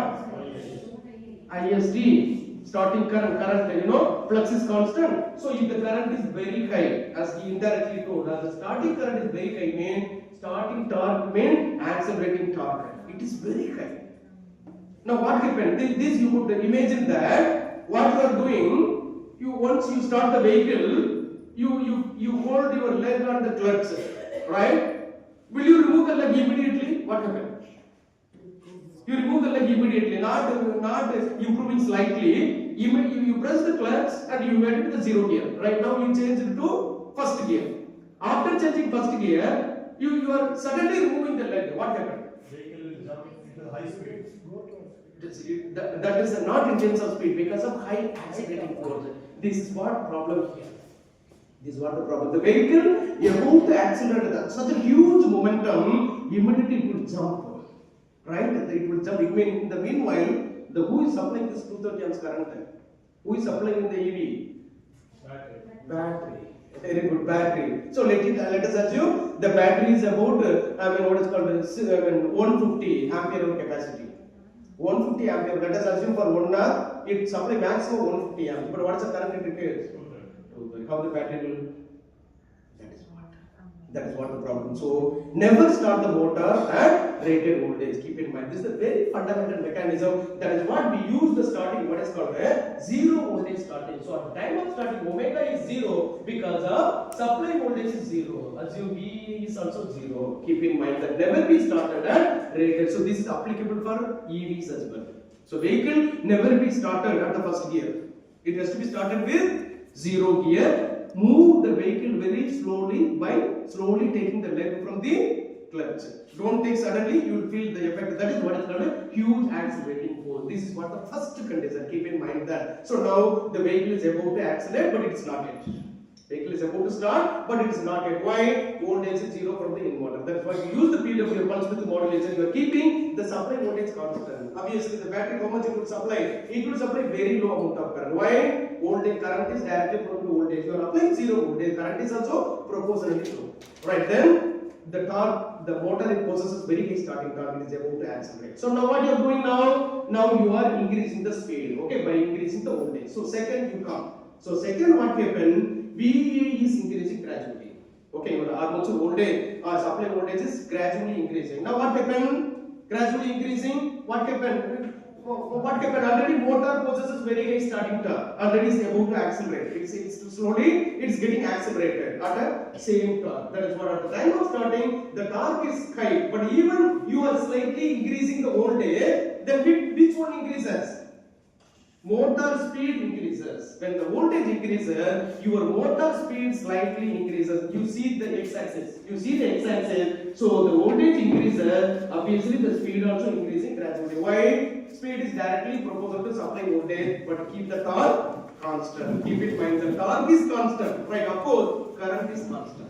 Okay, when the torque is constant, when because of current is constant, so VA is increasing, omega M is increasing linearly, right? Ultimately, what happened? Now the speed increase. Now what you are doing? Already you moved from your apartment. You are coming toward the main road. You are coming very slowly, right? You are coming slowly. Maybe you are in the first or maybe in the second gear. So now you are slowly increasing the speed from first gear to second gear. Then what happened? Ultimately, the speed is going on increasing because VA is increasing. So once you come to the point near the main road, right, you are reaching almost rated speed, what is called the base speed, maybe 40 km per hour. You are reaching at the third gear. Now what happened? Now VA become B rated. Okay, VA become B rated. Obviously, omega M become omega rated. What is called the omega base. Keep in mind that. Right, so now the voltage is reaching the rated voltage available in the data sheet. What is the rated voltage? Let us assume 230 volt. Motor reaches 230 volt. You are switching on the inverter, gradually increasing. It is reaching the 230 volt. Obviously, the motor speed also reaches base speed. That is available in the data sheet. What is the base speed? Let us assume 3000 RPM. Yes, it's at 1500. It is available, right? Now it is reaching. Now you can see here when the speed is keep on increasing the voltage is keep on increasing, speed also increasing. At this point, the motor or the vehicle it reaches the base speed or what is called a rated speed. Now the motor is running at a rated speed. Let us assume 1500 RPM. Hope you could understand that. Now what's the motor voltage? What's the motor voltage? Rated voltage. Now, what you want to do? Already you are touching the highway. Okay, now you are touching the highway. It is completely traffic free. What you wanted to do? I have to come to SA Engineering College, right? From the TTU, right? Ultimately, we came slowly till Vandalur. Once we took it to the Vandalur bypass, then we start. I told the driver, now please go fast. My lecture is at 9:30. Then gradually increase the speed from third gear to fourth gear to fifth gear. Now the speed is almost at the maximum speed. I am coming at a very high speed, right? So now you can keep the second zone. This is the second zone is happening here. Third zone, what happened? Till these two conditions, Zone number 1 at the time of starting. Zone number 2, the motor reaches rated speed. During this both the condition, what is the value of torque? Constant. Very good, very good. The torque is what? Constant. You see the torque is constant. So for this both zone, torque is constant. Torque is constant. The both the zone torque is constant. Obviously, you have to maintain the torque constant because motor has such possibility that has the same characteristics. So you are able to assume maintain. But however, you are keep on increasing the voltage, right? You are keep on increasing the voltage. What about the current? It has to increase. It has to increase. But what you are doing, you are applying a control on the inverter. You are maintaining the current constant under this zone. So current also must be constant. That is what is called a current limit. Very first thing, during the speed variation from 0 to rated speed, voltage is gradually increasing in proportion to the speed, but whereas the torque, current is going to be maintaining constant. Keep in mind that how beautifully you are going to design the inverter to increase the speed linearly to this, voltage, but you are keeping the current constant. How this is possible? Because the source is what battery. While the supply is given by the battery main, when the voltage keep on increasing, current may also be increased, but you are trying to maintain the current constant. That is what you are applying a control mechanism. Keep the current constant, you are varying the voltage. That is what you need power electronics. Here it is not possible with the rheostat. It is not possible by rheostat to control the speed by keeping the current constant. It is not possible. Now, if you gradually reduce the resistance, obviously current increases. That is what here analog controller cannot be used here. That is what we use. What is called a power electronics control. So here you use current control mechanism. You use current controller in the power electronics. So very important thing. When the speed varies from 0 to rated speed, current must be controlled and maintained constant by employing a suitable current controller. That is what here the role of electrical engineering is coming out. Yes, even this motor is a mechanical action and output, but the role of electrical engineering is to control the speed of the motor along with the torque. It means you have to maintain the current constant. How this is possible? Propose a suitable current controller. Now coming to the point. Sir, let it be a DC shunt motor. No problem, sir. I am keeping the field winding shunted across the armature. Yeah, I am able to control the armature current little bit. Whereas the flux is going to be maintaining constant separately with the excitation. So this is little bit possible with the DC shunt motor or a DC motor. Coming to induction motor, sorry, still sir, I am using PMS motor. Okay, I am using in the Nissan. I have a car what is called a Nissan Leaf. The type of motor what we use is PMS motor. It's an AC motor, sir. Obviously, changes the voltage, causes change in current. Why? There are sinusoidal varying quantity. There are time varying quantity. So it is difficult to decouple voltage and current in the AC circuit. Why? They are having angular relationship between voltage and current. That is what is called phase angle. You know, it is a time varying quantity. It is an AC quantity. So how could you control the voltage to keep the current constant? It is very difficult. Keep in mind that why we need very dedicated controller. All of you please. Why we need power electronics controller? I am telling you. What's the role of power electronics engineers in EV? So when you are increasing the speed and voltage, but you have to keep the current constant, mean obviously we need very dedicated current controller. Here the controller may not be analog controller because what? Analog controller ultimately is going to be a manual controller. Here we are going with the controller. What is called a digital controller. That is what. Of course, you must have a DSP or FPGA. So here it needs digital controller.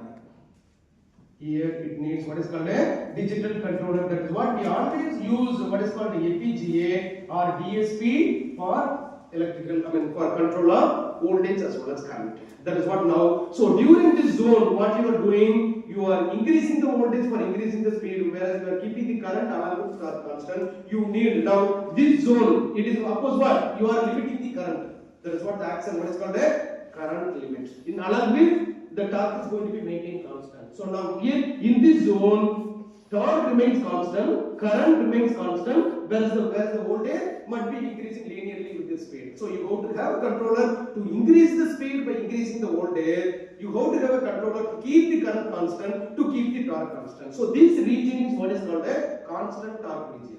You know, this region is what is called a constant torque region as well as constant current region. But whereas the voltage is what? Variable voltage. So now once the motor reaches rated speed, what I am telling, I wanted to come to the institute as I am coming in the fifth gear. Maybe the speed is what? Very high. Now further I wanted to increase the speed beyond the rated speed. What I have to do? You have to increase the speed further. So when you are further increasing the speed, this is possible by reducing the torque. Okay, you are able to increase the speed above rated by decreasing the what? Torque. It is possible to increase the speed beyond certain limit. That is what here, what happens when the vehicle is going in a highway, you are going to apply a mechanism what is called cruise speed. You know the EV, we call it as what is called a cruise speed. What is a cruise speed? What is the cruise speed? That is the maximum speed that the car is going to run at 200 km/h on the highway. It is going at a very high speed. Obviously, the motor should have a very smooth reduction of the torque. Ultimately, during this condition, the speed is keep on increasing. Obviously, the torque is reduces proportionally. Now the torque reduces. That is what this response is. What is called mathematically what we call this curve? Rectangular hyperbola. Okay, parabolic means square law relationship. This is what is called inversely proportional means a rectangular hyperbola. The response is what rectangular hyperbola. The torque reduces drastically when the speed increases largely. That is what. So now the torque reduces so that you know the mechanical power. The third region what happened? Omega m increases from the base speed. What is happening? So your torque of the motor decreases. Now what happened? Now all of you tell me. The speed increases, but you are reducing the torque proportionally. What is the mechanical power? What is the mechanical power? Yes, what is the mechanical power? When product of voltage of speed and torque. So now what happened? HP. That is what is called mechanical power, horsepower. Now what happened? You are increasing the voltage whereas you are reducing the torque. So HP is going to be maintaining constant. So this region is what is called a constant power region.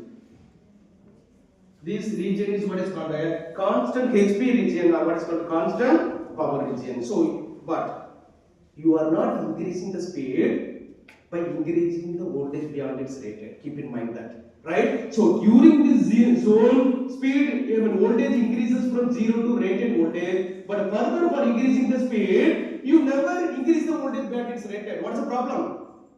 So till this first and second zone, speed is directly proportional to voltage. In the third zone, once you are about to increase the speed beyond its rated, you are not going to put a hand on the speed. That is a gear to increase the speed. You are keeping the voltage constant, but you are increasing the speed by reducing the torque because the motor has such characteristics. Right? The motor has such character. Now you come to this DC shunt motor. What you are doing? You wanted to increase the speed above rated. Now don't increase the value of armature resistance. What will you do? Coming to the field system, you are trying to reduces the field current. Why? When the field current reduces, obviously speed increases. This mechanism is what is called a field weakening control. This control is what is called a field weakening. So constant power region is possible by the control action, what is called a field weakening control. This mechanism is what is called a field. This is what the mechanism they mostly uses to run the motor, the EVs under cruise speed. They use the mechanism what is called a field weakening control. So by weakening the field, you are able to increase the speed beyond its rated, but you keep the voltage constant. Why can't increase the speed by increasing the voltage? Why keep the voltage constant during this zone? Why? That is what it is mentioned, voltage limit. Why you wanted to keep the voltage constant? Why not increase the speed by increasing the voltage beyond its rated? What's the problem? Are you able to understand my question? You wanted to increase the speed beyond rated, madam. As I told you, the speed is directly proportional to supply voltage, right? Once the vehicle reaches the rated speed, obviously the voltage also reaches the rated voltage. 230 volt reached it. Further, you wanted to increase the speed, you can increase the voltage beyond rated, right? But as according to this characteristic curve, you are maintaining the voltage constant. Once it reaches rated voltage. So 230 volt supply of the motor, the battery reaches, battery voltage is 230. Okay, yes. As he is telling that the battery voltage, battery is designed in such a way that the battery voltage is nothing but motor supply voltage. Let us assume maybe a DC to DC motor, right? Okay, but usually the DC voltage must be higher than the index motor output voltage. Okay, yeah, that somewhat okay. The answer is little bit relative, but still, what is the correct answer? Why can't you increase the speed by increasing the voltage beyond its rated? Sir? You cannot efficiently operate. Okay, sir, I understand you are telling in common sense way, right? It is not efficient. But you tell me technically and electrical engineer. You tell the student is asking, sir, when the speed, if you wanted to increase the speed above rated, can I increase the rated voltage? Even I tell no, it is not efficient method. But you will ask, please justify what is efficient. Tell me technically, what is the problem associated with the motor if you operate the motor beyond its rated voltage? Motor high current will flow in the insulation issue, sir. Excellent. There is a thermal stress. Always the motor has its own thermal stress. You know what's the thermal stress? Thermal stress is designing the insulation inside the motor as we use for insulating the winding as well as the core we use. So the ultimate thickness of insulation largely depends on rated voltage. What is called voltage stress. So you know the voltage stress is directly proportional to the thermal stress of the motor. It means the increase in temperature inside the motor not only because of increase in current in terms of losses. That also depends on the voltage. Now you are increasing the voltage. It also causes thermal stress. Why? Heat produces more. Then which loss increases? Increasing the voltage. Yes, increasing the voltage. Heat produced inside the motor. Why? Because of one loss. What is the loss increases? Because of increase in voltage. The loss which depends on the supply voltage. Core loss. Absolutely, the magnetic losses increase. That is what? The magnetic losses, it increases, it produces more heat. And again, thermal stress, the process is going to be cumulative. Always keep in mind that motor cannot be immediately damaged by increasing the voltage. 230 volt, even you run up to 250, it won't be damaged. But you keep on maintaining the same by increasing the voltage for increasing the speed. Obviously, it affects the insulation. That is what the problem. Once the insulation is affected, ultimately the insulation bond. The insulation damage, what happened? The coil short, there of course bond. Immediately, you will feel a kind of immediately the motor bond. You imagine that you are going on the cruise speed, you are in the highway, maybe almost remote way between Chennai and Trichy. Immediately the speed is about almost the speed of 200 km per hour. Motor burn, suddenly burst. What will you do? Ultimately, you make a kind of air accident, obviously. Right? Motor burn means what? Huge current. As we told, the battery capacity is ampere hour. Obviously, the current increases battery rating means battery immediately burst. You imagine the exposure of the battery. So the situation is you can't believe. Sometimes you may feel that the car burst on the road. Sometimes you may hear the Ola scooty. You know, Ola scooty somewhere we road, yes, it burst. Why? Such condition as it uses a BLDC motor. Sometimes the thermal insulation, it is easily affected when you increase the beyond the rated. Then the battery will be affected. That is what the case. Sometimes the reliability of the motor, reliability of the electrical vehicle, that largely depends on the thermal stress inside the motor. That is what you need very dedicated cooling media. That is what you know. While you are giving the service, your EV, immediately they check what the thermal stress, what's the condition of the motor, what's the condition of the battery. It is all been checked. It is not like IC engine based vehicle. You know, IC engine is excellent in terms of reliability is concerned. You know, even for next 5 to 10 years, you never face kind of any fire accident inside the vehicle. It may happen when the service is almost 10 years, it worked very finely for 2 lakh km per hour, Maruti Suzuki. After such 10 years, you may face some type of fire accident. But EV, it happen at any time if you are running at a very high speed. That is what the cruise speed is very dangerous for the motor. That is what you have to maintain the cooling inside. That is what I am telling here. As the field weakening control, you are able to get the speed by reducing the torque, keeping the voltage constant. That is what you need voltage controller inside. Okay, you need voltage controller. That is what here. During this zone, you need voltage control to maintain the what?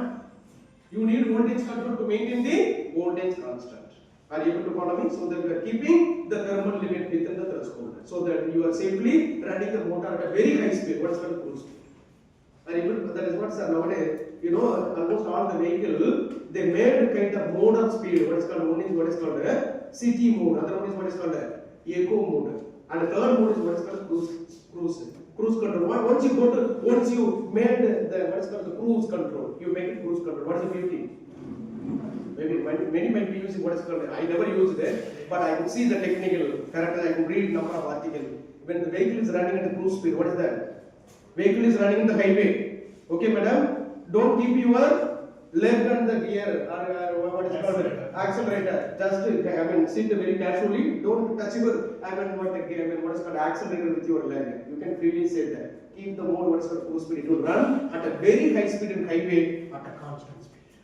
This is what the beauty of cruise control they introduced it so that to avoid the sudden thermal stress across the motor. That is what the beauty. You understand that? So almost now there are 4 important mode of operation origin is in the DC, or any electrical motor current, as one is what is called a constant torque mode. When the speed varies between 0 to rated speed, current must be controlled. Right, when the speed is above rated speed, keep the voltage constant. You have to reduce the torque by keeping the power constant. This all how this is possible. Let us assume the motor is what is called BMS motor. Let us this beautifully this is possible. You get this exactly trace this characteristics by using separately excited DC motor. Always keep in mind there will be a reference for understanding any speed torque current. This characteristic is exactly a separately excited DC motor. Right, it possesses such characteristic between 0 to rated speed and above rated speed. What is the method of control you uses for getting these both characteristics? Armature control for controlling the speed below rated, and the field beginning control for controlling above rated. But still you cannot use with what is called the rheostat on both sides. It is not advisable to have a kind of what is called the passive controller like rheostatic controller here. That way you might have studied in textbook. Now you tell me the control behind this mechanism. What is the name of the control? Who has laid down the concept of solid state control? Sorry? Yes. Be louder. Bad linear control. Excellent. So bad linear control such it gives such characters. That is what all modern controllers used in any electrical motor. Please remember bad linear. Big thanks to this guy. Bad linear who has done kind of control. Precisely control the speed from 0 to rated speed by applying armature voltage control having separate DG. That is called the motor generator set. That is also bad linear control is the origin of control for all electrical vehicle applications. Please remember, how would I get beautifully the speed below rated and above rated? That is possible by employing what is called a bad linear control. But you cannot employ here. Why? Controlling the speed of a single motor, you need two more measures. What is called motor generator set. That is what it is very bulky, but control is very precise. That is what nowadays we are using the control for getting this both. What is called a solid state bad linear control. Keep in mind that the method what we use today in the inverter, that is what we call it as the pulse width modulation. That is absolutely what it replicate or mimic the behavior of bad linear control. That is what is called a solid state bad linear control. Keep in mind that if you would understand these characteristics, you understand beautifully. Of course, the electrical motor used for EV, how the motor could be operated. Keep in mind that, and it is not so easy. Maybe you can see the characteristic, it looks like, but it has a lot of dedication inside to design such controller by power plants engineers. How would you make? Because the motor is AC motor. Let us assume 3-phase induction motor. Are you able to get the control mechanism below rated and above rated induction motor? Not possible, sir. 100% is not possible. That is what we need a kind of very dedicated control, what is called vector control, to understand the velocity of the control that emulate the mimic the behavior of separately excited DC motor. Armature control for the speed below rated and field control for above rated. This can be possible by applying kind of dedicated control in induction motor. What is the control? What is the control we call it as? Vector control, very good. What is called a vector control and field orientation control. That requires a complete design and modeling of the motor in such a way you are able to control both the components independently. What are the two components? One is flux component, other one is what? Torque component. At the time of starting from 0 to rated, torque must be controlled. Keep the torque component constant. When you wanted to run the motor above rated speed, then you have to reduce the flux component. That is what the torque component and flux component mean. These components must be orthogonal with each other. That is what the method, what is called vector control mean. You are dynamically adjusting the vector of both the torque component as well as flux component. So torque component means that is called ID component. What is called dynamic D-axis component, and flux component is what? Coordinate axis component. That is the way you could able to oppose the origin is what? Bad linear control. Hope you could understand, right? I can keep break. I think still I haven't started inside about the characteristic, how the motor has a peculiar speed torque characteristics like this with the different types of motor. This is the just I told the overview how the characteristics would be. After the T session we discuss about which motor has beautifully the same characteristics. So that I opt this motor for this application. Okay, so after that have a tea break, we have a very interesting session on understanding these characteristics for each and every motor. Shunt motor, or DC motor, induction motor, BMSM, BLDC, switched reluctance motor, synchronous reluctance motor. These are motor we will discuss so that you understand which motor possesses which character. So that this may be suitable for two-wheeler, this motor may be suitable for four-wheeler, this motor may be suitable for aircraft plant. These all we discuss after the tea break. Okay, let's have a 10 minutes tea break, right? If you have any doubt, please let me know. Maybe one or two questions. If not, we may continue after the tea break. Okay, thank you for joining. Yeah, let's start. Hope you could understand this characteristic curve of.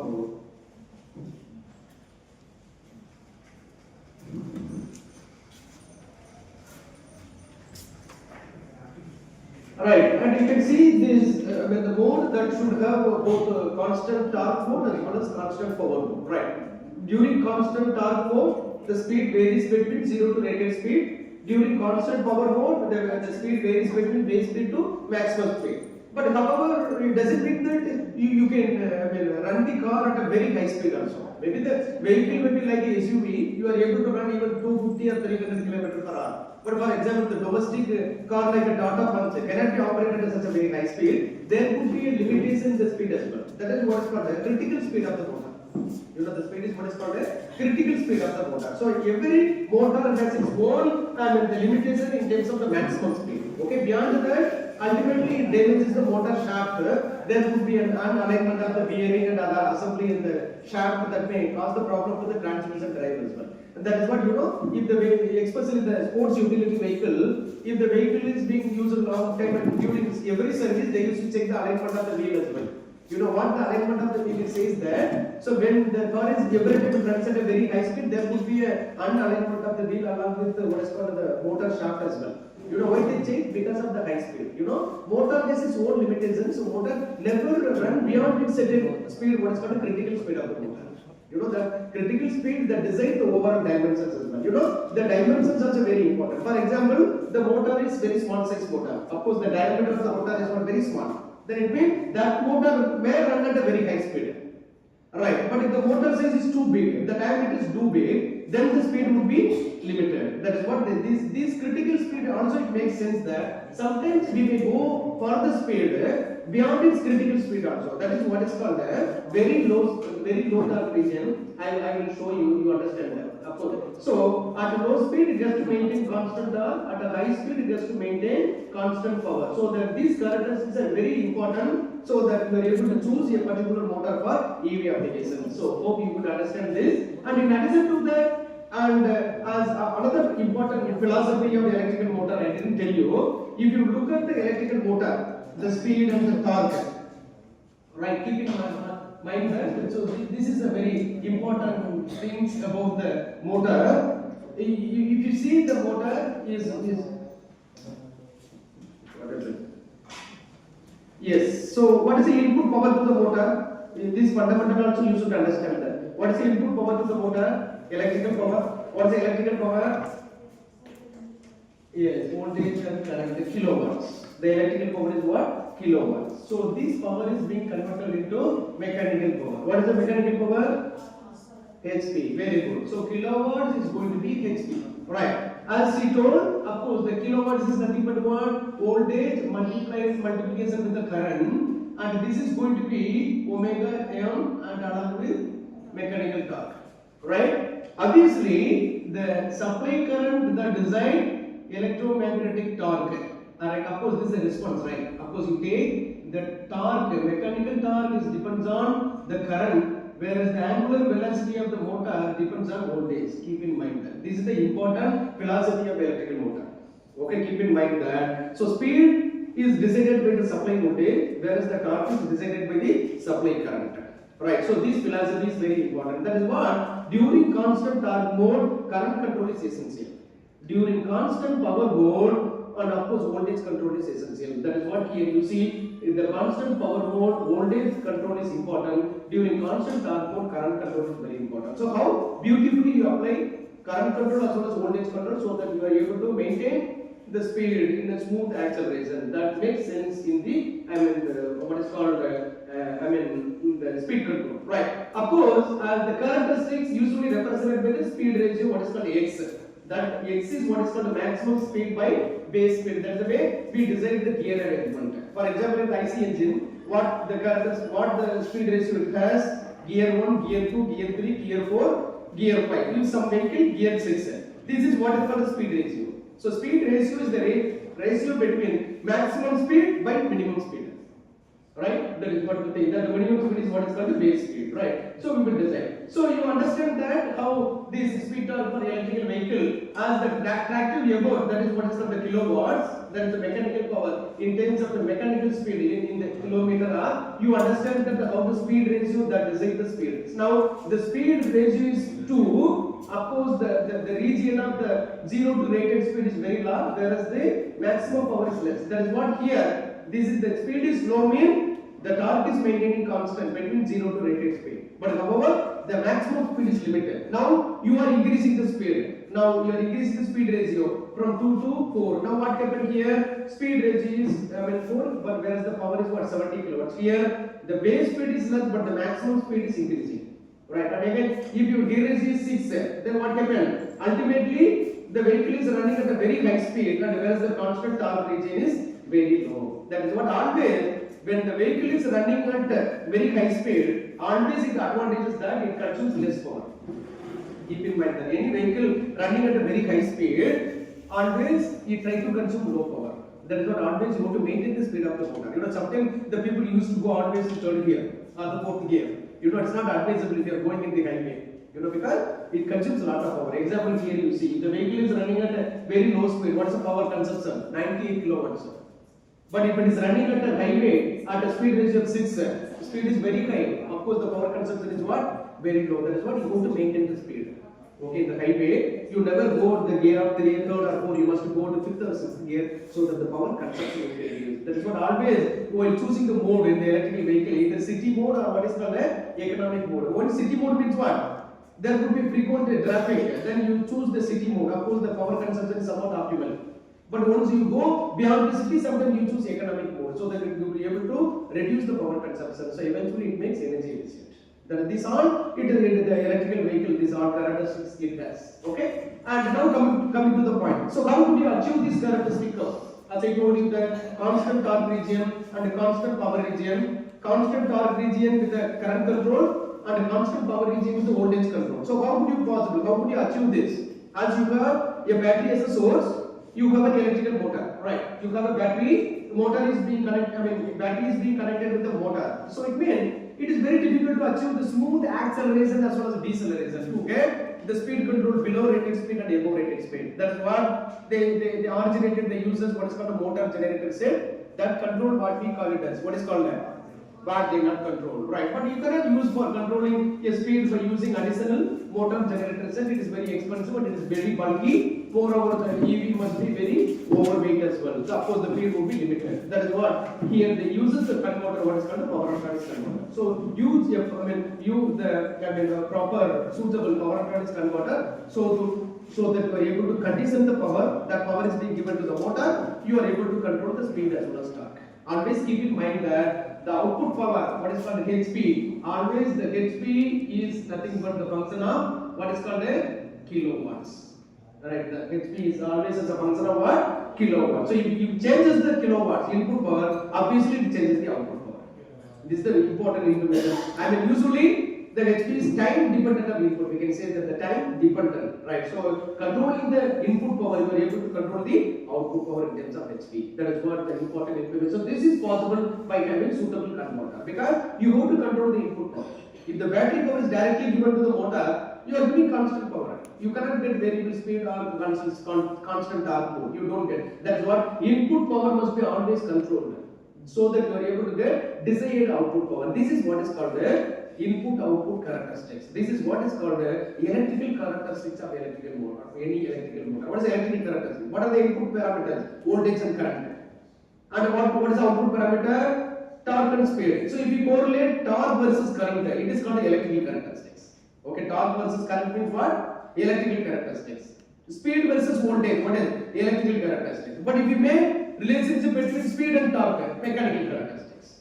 That is what it makes sense in that. So invariably we require converter to smoothly accelerate the motor, to smoothly run the motor. We need electronic controller. That is what is called a power electronics, right? And you can see that any control loop must be used for electrical motors in EV or any application. Obviously, you need, as I told you, power electronics converter. So it requires to control the input power. For example, the motor seems to be a separately excited DC motor. So it has a separate. I think it's not visible. Is it visible? Come this side. Come this side. Yeah. So it does separately. It's in a DC motor. Armature is being connected with the DC to DC converter, and the field system is connected with the DC to DC converter. Right. So input, what you are giving to the excitation, you are giving variable DC to the field winding. You are giving variable DC to armature as well. Right. Now, by controlling the excitation current, you are able to control the what? Speed at the above rated. By controlling the supply voltage, you are able to control the speed. That is what you sense the speed. Then the actual speed of the motor is being compared with reference speed. As you set the set speed, what is called reference speed, then the error is being given to a controller. So you have to design a controller in such a way you are able to match the reference speed on par with set speed, so that then the error is being given to the torque controller. So ultimately, this controller has to generate the torque reference. So for torque reference, as I told you, torque is directly proportional to what? Current. So you sense the current. See, the current is being sensed. This is what is called supply current or armature current. Then this current that produces the corresponding actual torque component. Then the torque component must be compared with reference torque component. Then it is able to produce the PWM pulses. So that pulse is being given to both the DC to DC converter on the armature and the DC to DC converter on the field system, so that you could achieve both the speed control below rated speed as well as above rated speed. So any controller for DC, any motor, it should have two important controller. One is what is called the outer speed control and inner current control. Keep in mind, this control is what is called a feed forward control, or this control is what is called a cascaded control. What is a cascaded control? Outer speed control loop is cascaded with inner current control. What is the purpose of outer speed controller? What is the purpose of outer speed controller? Of course, to regulate the speed, okay, by producing torque reference. So the outer speed controller is to regulate the speed to produce torque reference. Then what is the purpose of inner current controller? Inner current controller, it is necessary to regulate the armature current. Why? Armature current that decides what? Armature current that defines what? Torque component. That is what any controller, it is meant for electrical motor made. It should have outer speed controller and inner torque controller or current controller. That is the way you are able to simultaneously control both the speed as well as torque.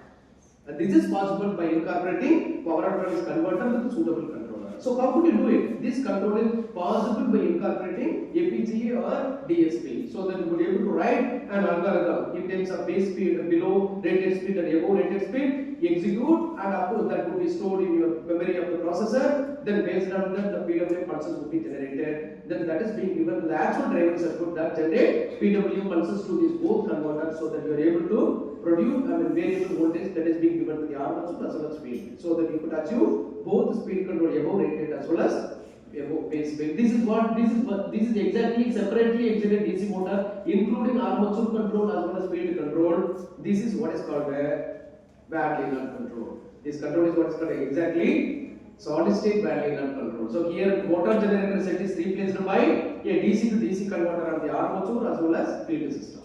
So DC to DC converter and armature take care of armature voltage controller. DC to DC converter on the field that take care of field weakening control, so that you could achieve both speed control below and above rated speed.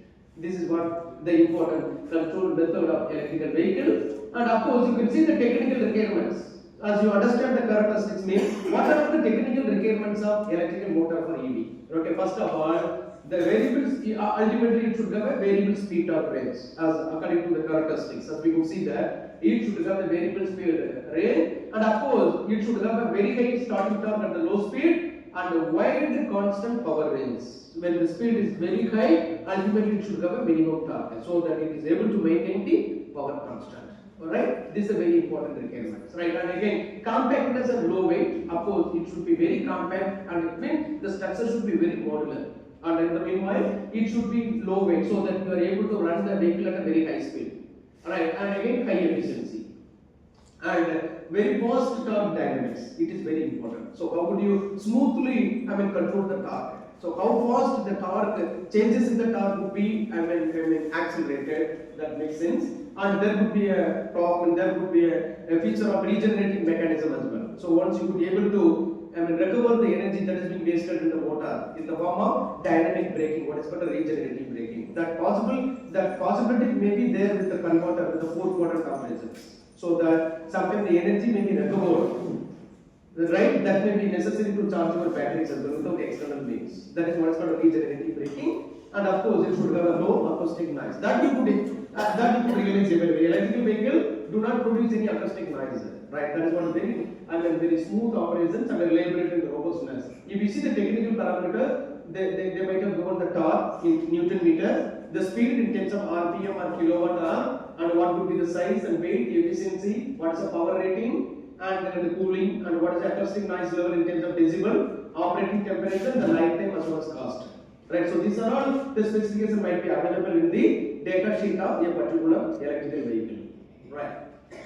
Now coming to the point about the range of the electrical car, the design range, as I told you, there are 2 types of mode. One is what is called a constant torque mode with the variable speed. Other mode is what is called a variable torque constant speed. So now you can see here, and here the speed, it has a 2 different speed, but the torque, the 2 different constant speed, the torque changes. But here you see the 2 different torque, but the speed changes. So how could you design the speed ratio? Now you see the speed ratio in terms of what is called the gear arrangement. We tell us, you see here the speed torque characteristics of electrical motor as well as IC engine. If your engine is IC engine, see the characteristic of speed torque. First gear means this is speed torque. Second gear means this is speed torque. Third gear means this is speed torque. Fourth gear means this is speed torque. So how the variation of the speed and torque between first gear and second gear?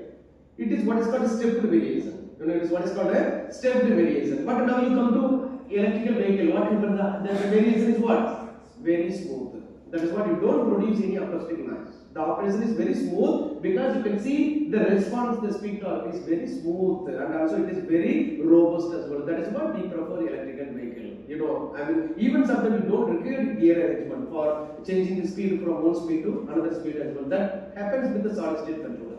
Right, and this is what the characteristics that include constant torque region and a constant power region. Sometimes we may go with the reduced power region that is beyond the critical speed. I told you, right? Most of the motors are bound to run the speed till the maximum speed, what is called the critical speed. Even sometimes you may design the motor to run above critical speed also. That is what is called reduced power region as well. This may be, this may be a kind of exceptional cases of the vehicle, maybe SUV, especially the sports vehicle, especially for the car race. You could see that the vehicle may run at the speed maybe 300, even 400 km per hour. So such a very, the very high speed electrical sports vehicle, this zone is applicable. But for domestic vehicle, this is applicable only with below base speed and above rated speed till critical speed. You can't run the car above critical speed. That is exceptional for only sports vehicle. Alright, this is what. So of course, as compared to IC engine, from this you can understand the operation is from standstill, and of course it's highly dynamic and more quiet operation, no emission of CO2. These are all the features according to this speed torque characteristics between IC engine as well as electrical vehicle. Now coming to the point about the efficiency in losses in the speed torque, as you could understand that, you can see here. When the vehicle is running at the base speed, right? When the vehicle is running at a low speed, at a high torque, mostly iron loss is less than copper loss. Why during constant torque, iron loss is less than copper loss? Because the vehicle is running with the voltage between 0 to rated voltage. So as the voltage is less, obviously iron loss is less. Why? Iron loss depends on voltage and frequency. That is what here the copper loss is dominant during constant torque mode. During constant power mode, what happens? Even you are keeping the voltage constant at a rated, but what happens? As it is running extremely at a very high speed, obviously as the power is constant, means it draws supply current. So supply current means what? I squared R loss. So as the copper loss is directly proportional to square of the supply current, obviously the copper loss is more. So during high speed, copper loss dominates. During high speed, iron loss dominate because voltage is reaching the rated level. That is what. But here, during base speed, copper loss dominate as the current is maximum because the torque is maintaining constant. That is what. So these are the important 2 observations about the copper loss as well as iron loss. Right. So keep in mind that copper loss dominate during constant torque mode between 0 to rated speed, and iron loss dominate during constant power mode as you are keeping the voltage at rated. Right, this is what, so that you go to design, you see the efficiency. You see the efficiency at low speed, what is the efficiency? 90%. And further the speed increasing, what is the efficiency? 95. That is what always advisable to run the motor at high speed. So if you run the EV at a very high speed, obviously loss is minimum. Which loss is minimum at a high speed? Which loss is minimum at a high speed? I mean, which is dominant? Iron loss is dominant, right? Iron loss is dominant, but however, overall copper loss is more than iron loss according to the data sheet. So as you are running at a high speed, of course, what happens, the copper loss is still minimum, so that it could make it efficiency is met. That is what the power consumption is very less. That is what always advisable to run the vehicle at a very high speed, so that it consumes very less power. You see here, I told you, you can understand here at a low speed how the power. I mean, I think I told you here, right? You understand that. The efficiency, this is what you can understand that, right? And this is what the efficiency, and this is with the different acoustic noise level as it produces. Obviously, the acoustic noise, I mean, more during base speed or rated speed. I mean, above rated speed. If the vehicle is running at a very high speed, obviously acoustic noise is more. But even power consumption is low during cruise speed, but obviously it produces more acoustic noise. That is what you need to control, ensure that the acoustic noise levels will be reduced when the vehicle is running at a very high speed. Okay, that is what now. So now coming to the point about classification of electrical motors, as they mentioned very technical names, but usually the machines are classified into two types. One is in terms of supply. One is what is called a DC motors, and one is what is called a AC motor. I mean, one is static field, what is called a DC supply. Other one is called a what? Time varying field, what is called a AC supply. Right, in the DC motor, you might be doing number of motors based on the field winding interaction with the armature, maybe a series motor or shunt motor or compound motor. Right, but come to the induction motor, I mean AC motor, it is in terms of two. One is called asynchronous motor, other one is what is called a synchronous motor. What is asynchronous? Motor speed is always less than the synchronous speed of the supply or revolving magnetic field. Another one is what? Synchronous. Synchronous means the speed of the motor is always synchronized with the supply voltage and frequency. That is what. So there are two types. So one is induction motor, the other one is what? Asynchronous. Induction is asynchronous. Synchronous means of course a constant speed motor. Based on the type of excitation with the converter, further this has been classified into number of times. Of course, these all are coming under synchronous motor only. Induction motors are classified into two types in terms of rotor structure. One is what is called a squirrel cage rotor. Other one is called what? Slip ring motor. Right, that is what the overall machine. Now we will discuss about one by one. So first of all, we discuss about DC motor. Yes, what's the beauty of DC motor? DC machine, it uses almost the DC motor is called as what? Conduction motor. Why? Because it needs excitation on both armature as well as field. You go to give supply to the field for producing excitation. You go to give supply to the armature so that the energy would be converted into mechanical. So obviously, DC motor is called a conduction motor. Why? It needs excitation on both armature as well as field. Of course, as it is basically what is called a doubly excited machine. Doubly excited means what? Armature is being given, supply is given to armature, field current is given to field. That is what is called a double excited motor. Right, that is what. But however, as according to Faraday's law, that produces time varying field on the torque, so that has to be converted into unidirectional. So we use additionally what is called a mechanical rectifier. What is a mechanical rectifier? Commutator and brush assembly. So with that, you are able to convert unidirectional torque, so that motor will be able to run with what is called the DC supply. That is what here it has. What is called the commutator and brush assembly in the armature. Of course, it has number of disadvantages. The size is so bulky. And another thing is what the maintenance of the brush it needs, and also overloading capacity is quite limited because of the current density of the brushes as well. Because the brush is what is called the sliding contact between the rotating armature and what is called the external supply. Ultimately, the sliding contact at every moment it is touching the surface of the rotor. When the rotor is running at a very high speed, there could be wear and tear. Of course, the current density of the brush is very limited because we use carbon brushes as a sliding contact. Of course, the density is how much? 10 nuts per mm square. That is what the DC motors it require frequent maintenance. And it's not suitable for very high performance electrical car because it's very bulky because of the presence of commutator and brush assembly. That is what. So in terms of the structure, DC motor is not suitable for electrical vehicle. But in terms of characteristics, DC motors are a perfect choice of electrical vehicle application. That is whatever we could do innovation in terms of EV, electrical motor, we are trying to mimic the behavior of DC motors. But we are unable to get the characteristics on par with the motor like a DC series motor. That is what as we are trying to emulate it, but with a different dedicated control on the AC motor, so that you could be able to get both what is called a constant torque as well as constant power. That is what here. So what is that? Control is very simple. It doesn't require any rotor position to sense it. Unlike a wheel DC motor or BMS motor, it always needs to sense the position of the rotor, but here it doesn't require. Have a simple takeoff generator able to sense the speed. That is enough to make a closed loop control of the speed of the automobile, right? And of course, the simple converter is enough, like a full bridge DC to DC converter, enough to control the speed to achieve 4 quadrant operations. Either the torque may be in the positive as well as in the negative y-axis, and the speed may be in positive and negative x-axis as well. That is what here you are able to achieve the 4 quadrant operations. You can see here, right? Either it may be in the forward motoring or forward generation, reverse motoring, or maybe in the reverse generation. So these 4 quadrant operations possible by having single phase full bridge converter. So that you will get, and ultimately even the regeneration is also possible. But you see the beauty of a DC series motor, it is one of the motor best suitable for traction drive. Why? This is the motor has the characteristics speed is inversely proportional to torque.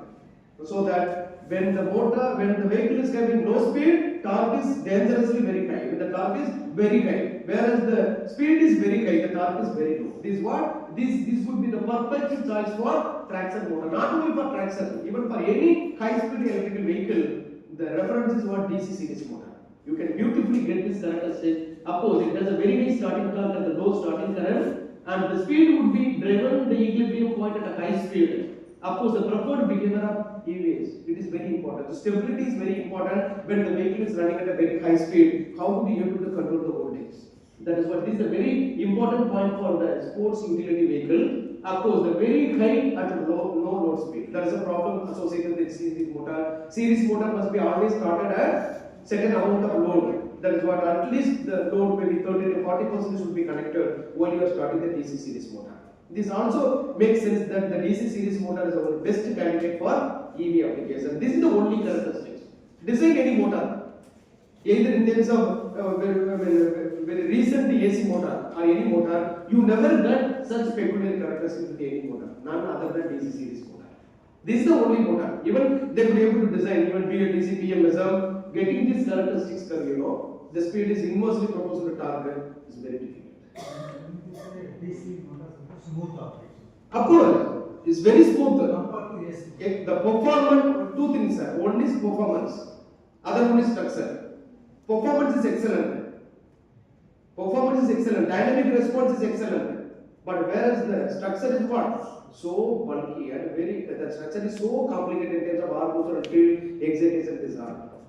That's a big problem with the DC motor. Cannot be used. Conventional motor never be used in practice for EVs, but they are basically the reference motors for designing any electrical motor. Yes, as I am going to design switched reference motor. Can I emulate the characteristics of DC series motor like this? No. That's what I am trying to find, a kind of suitable motor on par with the DC series motor traction applications. Hope you would understand. This is what the reference is. This is what the ideal characteristic of DC series motor. You beautifully get the characteristics below as well as above rated speed. That is what this is the best candidate for what is called a traction application. Sorry? Corner circle is Exactly. That is what here. So it is very difficult to get, but still you can get it with a simple DC to DC converter. You will hear. But problem is because of commutated bus. Sorry? Exactly. Electrical locomotive still do. And another one important thing is what the performance in terms of efficiency. Okay, the efficiency here quite low than AC motors because the problem of giving supply to both armature as well as field. Of course, it both produces copper loss, both produces magnetic loss. Right, that's why the efficiency is quite low here as compared to AC motor. AC motor possesses more than 85%, but here it possesses maximum of 80%. That's what the problem. For a very high rated like passenger car or the buses, this will be a suitable candidate. Of course, your running cost would be much higher. That's why this is not a perfect choice for EVs. But as far as the characteristics are concerned, this is one of the best choice. Right? Hope you would understand that. Yeah.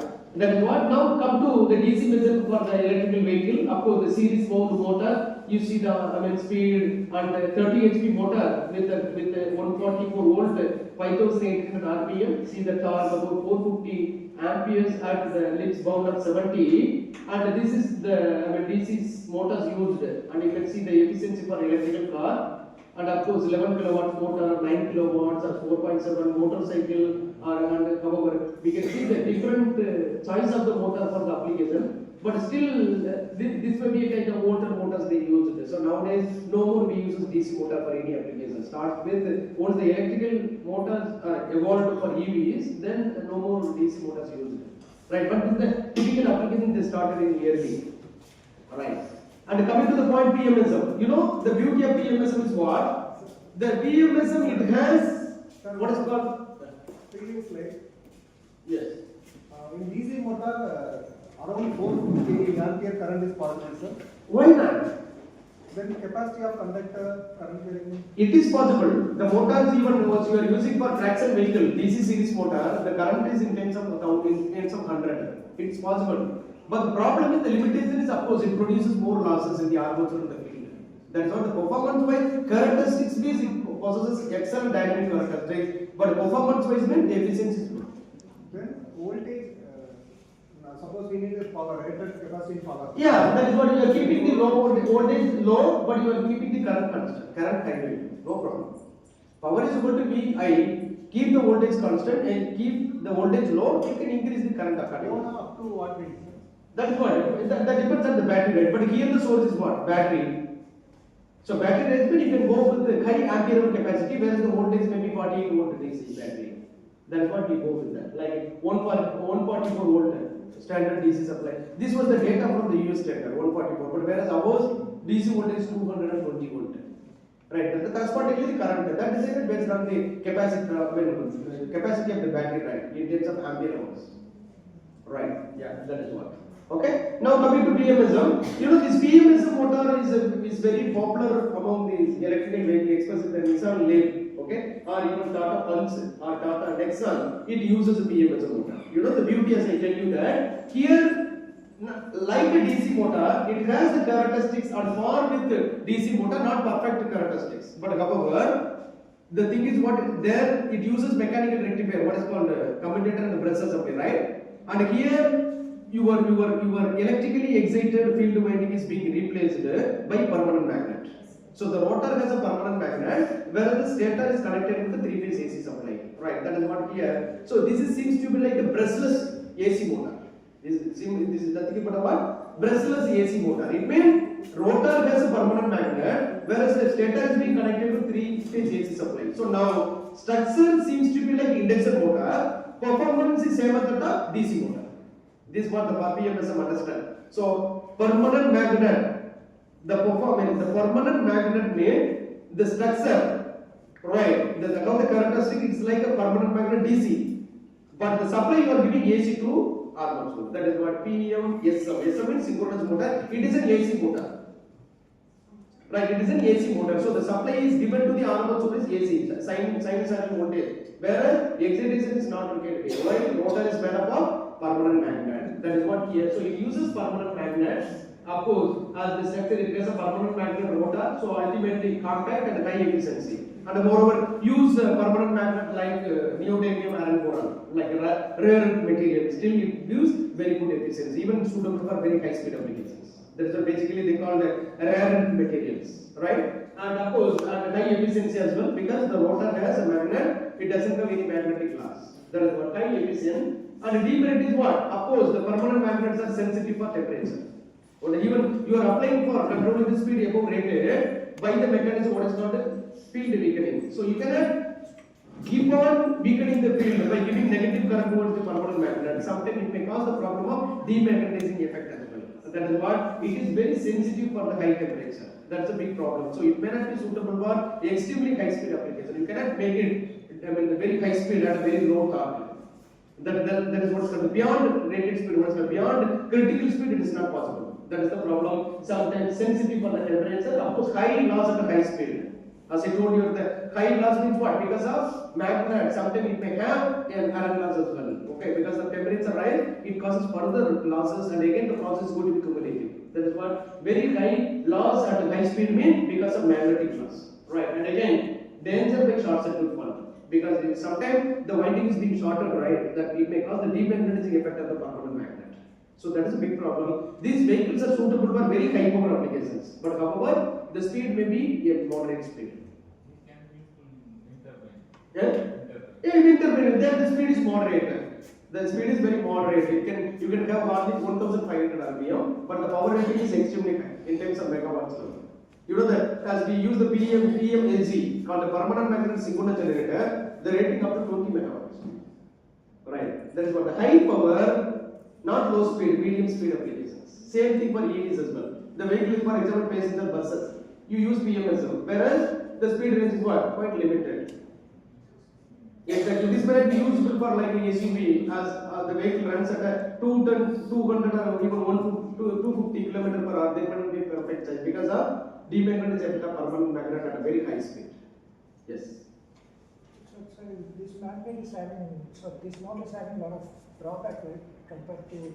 That is what I am telling. Field awakening as well as magnetic losses to be more. Exactly. The magnetic losses at a high speed. High speed. Yes, at a very high speed. Because at a very high speed, as the motor is runs at a rated voltage, it causes more magnetic losses. But also here we are using a permanent magnet. Yeah. So what could be the lifetime? It depends on lifetime of the. That is what it depends on the lifetime mean what kind of application. If the vehicle is for, the motor is for very high speed vehicle like How SUV. we know, when we use, how we can come to know The lifetime, of course. That even you see the data sheet, they never give the lifetime of the motor. You know, if you buy IC engine, a vehicle, as you buy a two-wheeler, RTO, it gives your RTO for hardly 15 years. That's all. Again, they would see the condition of the IC engine and the gear arrangement, everything. Then again, you go to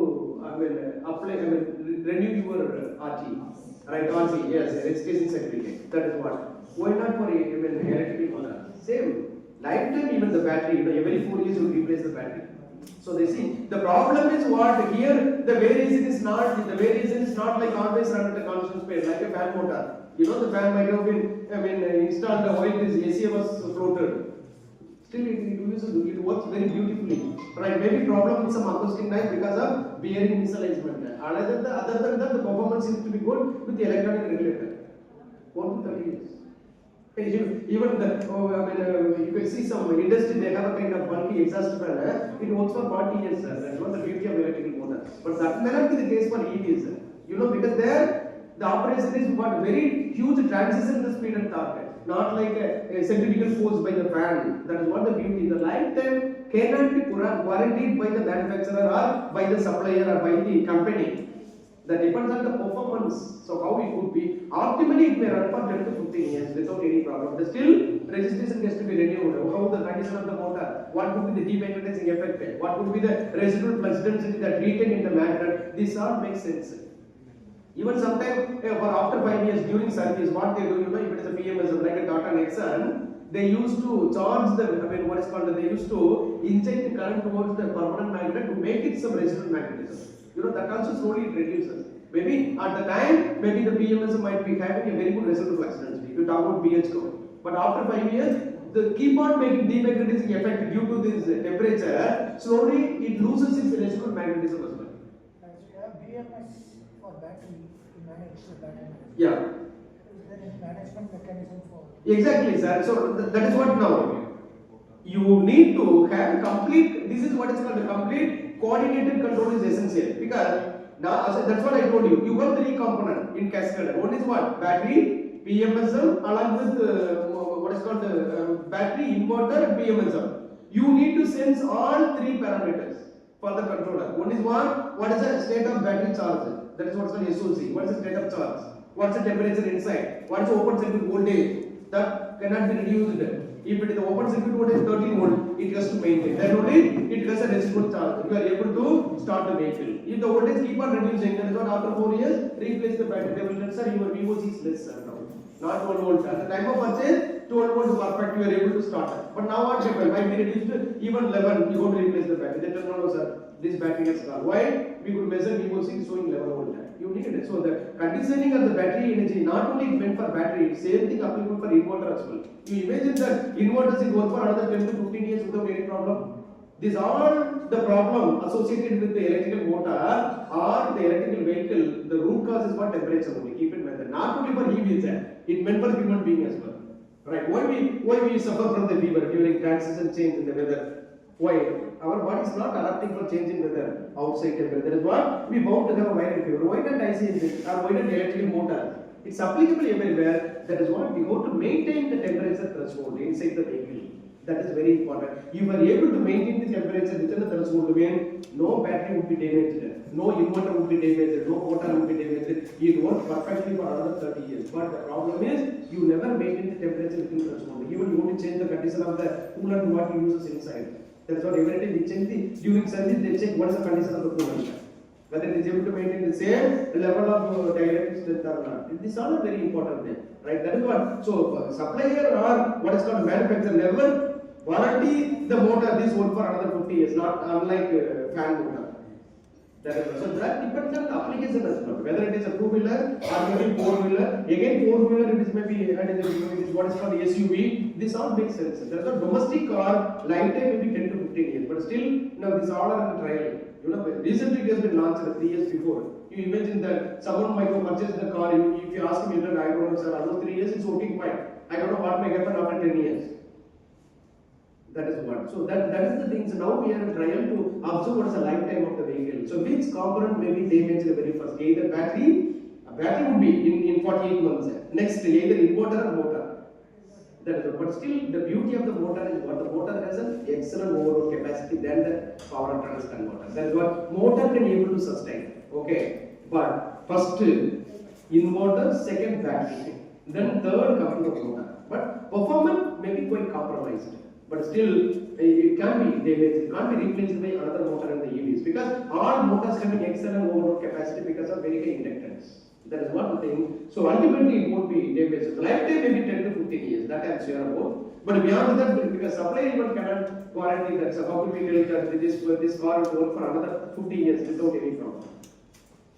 Right. That is what. Okay. So you understand. Of course, according to the nature of the structure of the motor, this has been classified into two types. One is what is called interior permanent magnet, other one is what is called surface mounted permanent magnet. So how could you pour the permanent magnet inside the rotor structure, either interior or what is called ISM. Other one is what is called surface mounted SM, PMSM. But according to the nature of the excitation, either input supply you are giving sinusoidal excitation, then that is called a synchronous motor.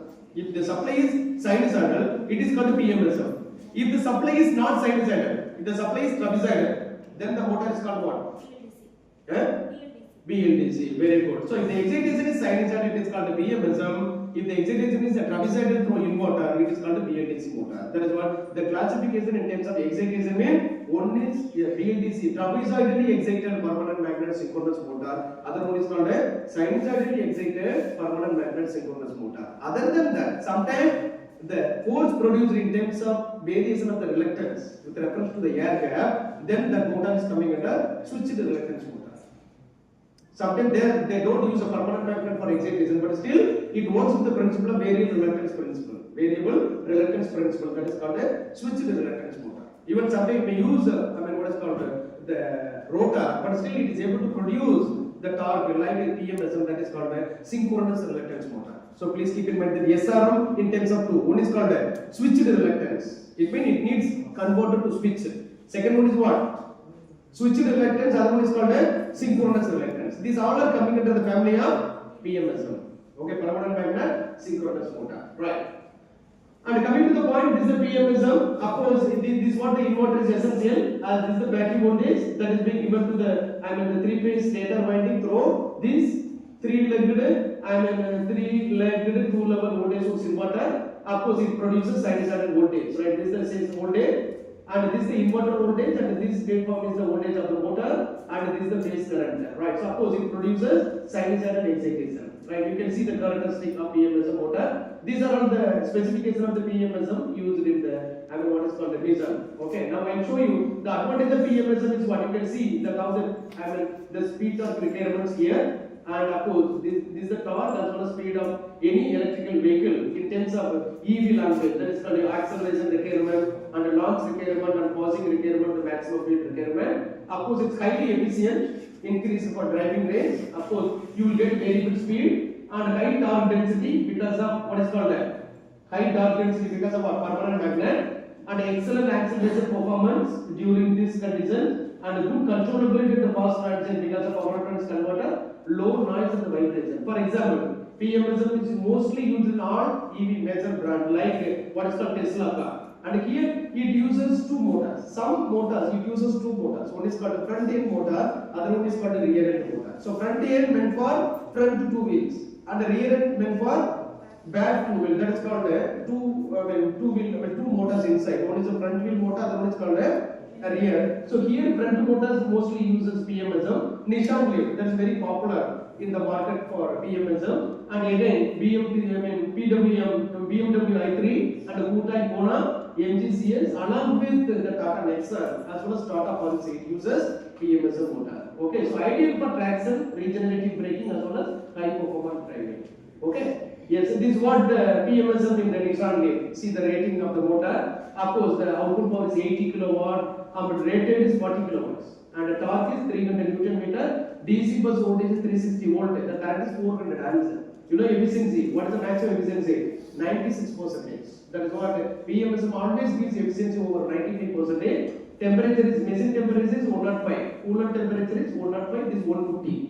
Right, and you can see the what kind of condition it is that you can see. This is the specification I extracted from the Nissan Leaf PMSM data sheet.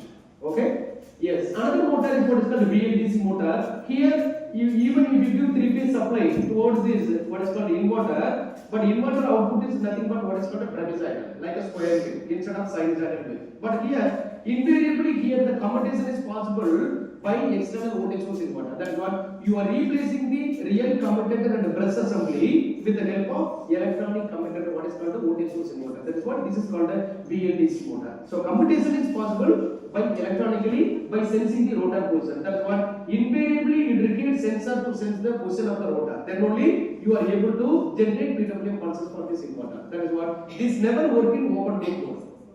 Always you have to sense the speed of the position, the speed as well as position of the rotor. That is what this is closed loop. PWM inverter with the rotor position sensor that produces what is called trapezoidal output. You can see, for example, BMW it uses 127 kilowatts electrical motor, and you can see the input supply is even sinusoidal, but what is the EMF produces? Trapezoidal.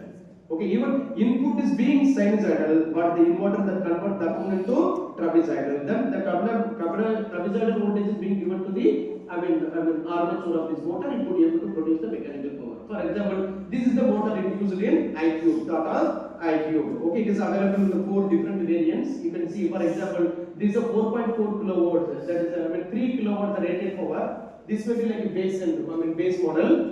And it produces the torque of, rated torque of 33, maximum 140 Newton meter. This is the different level. The rated voltage from the battery is about 52 volt. Right. This is especially here the BLDC motor is mounted on the wheel itself. This is called a hub mounted motor.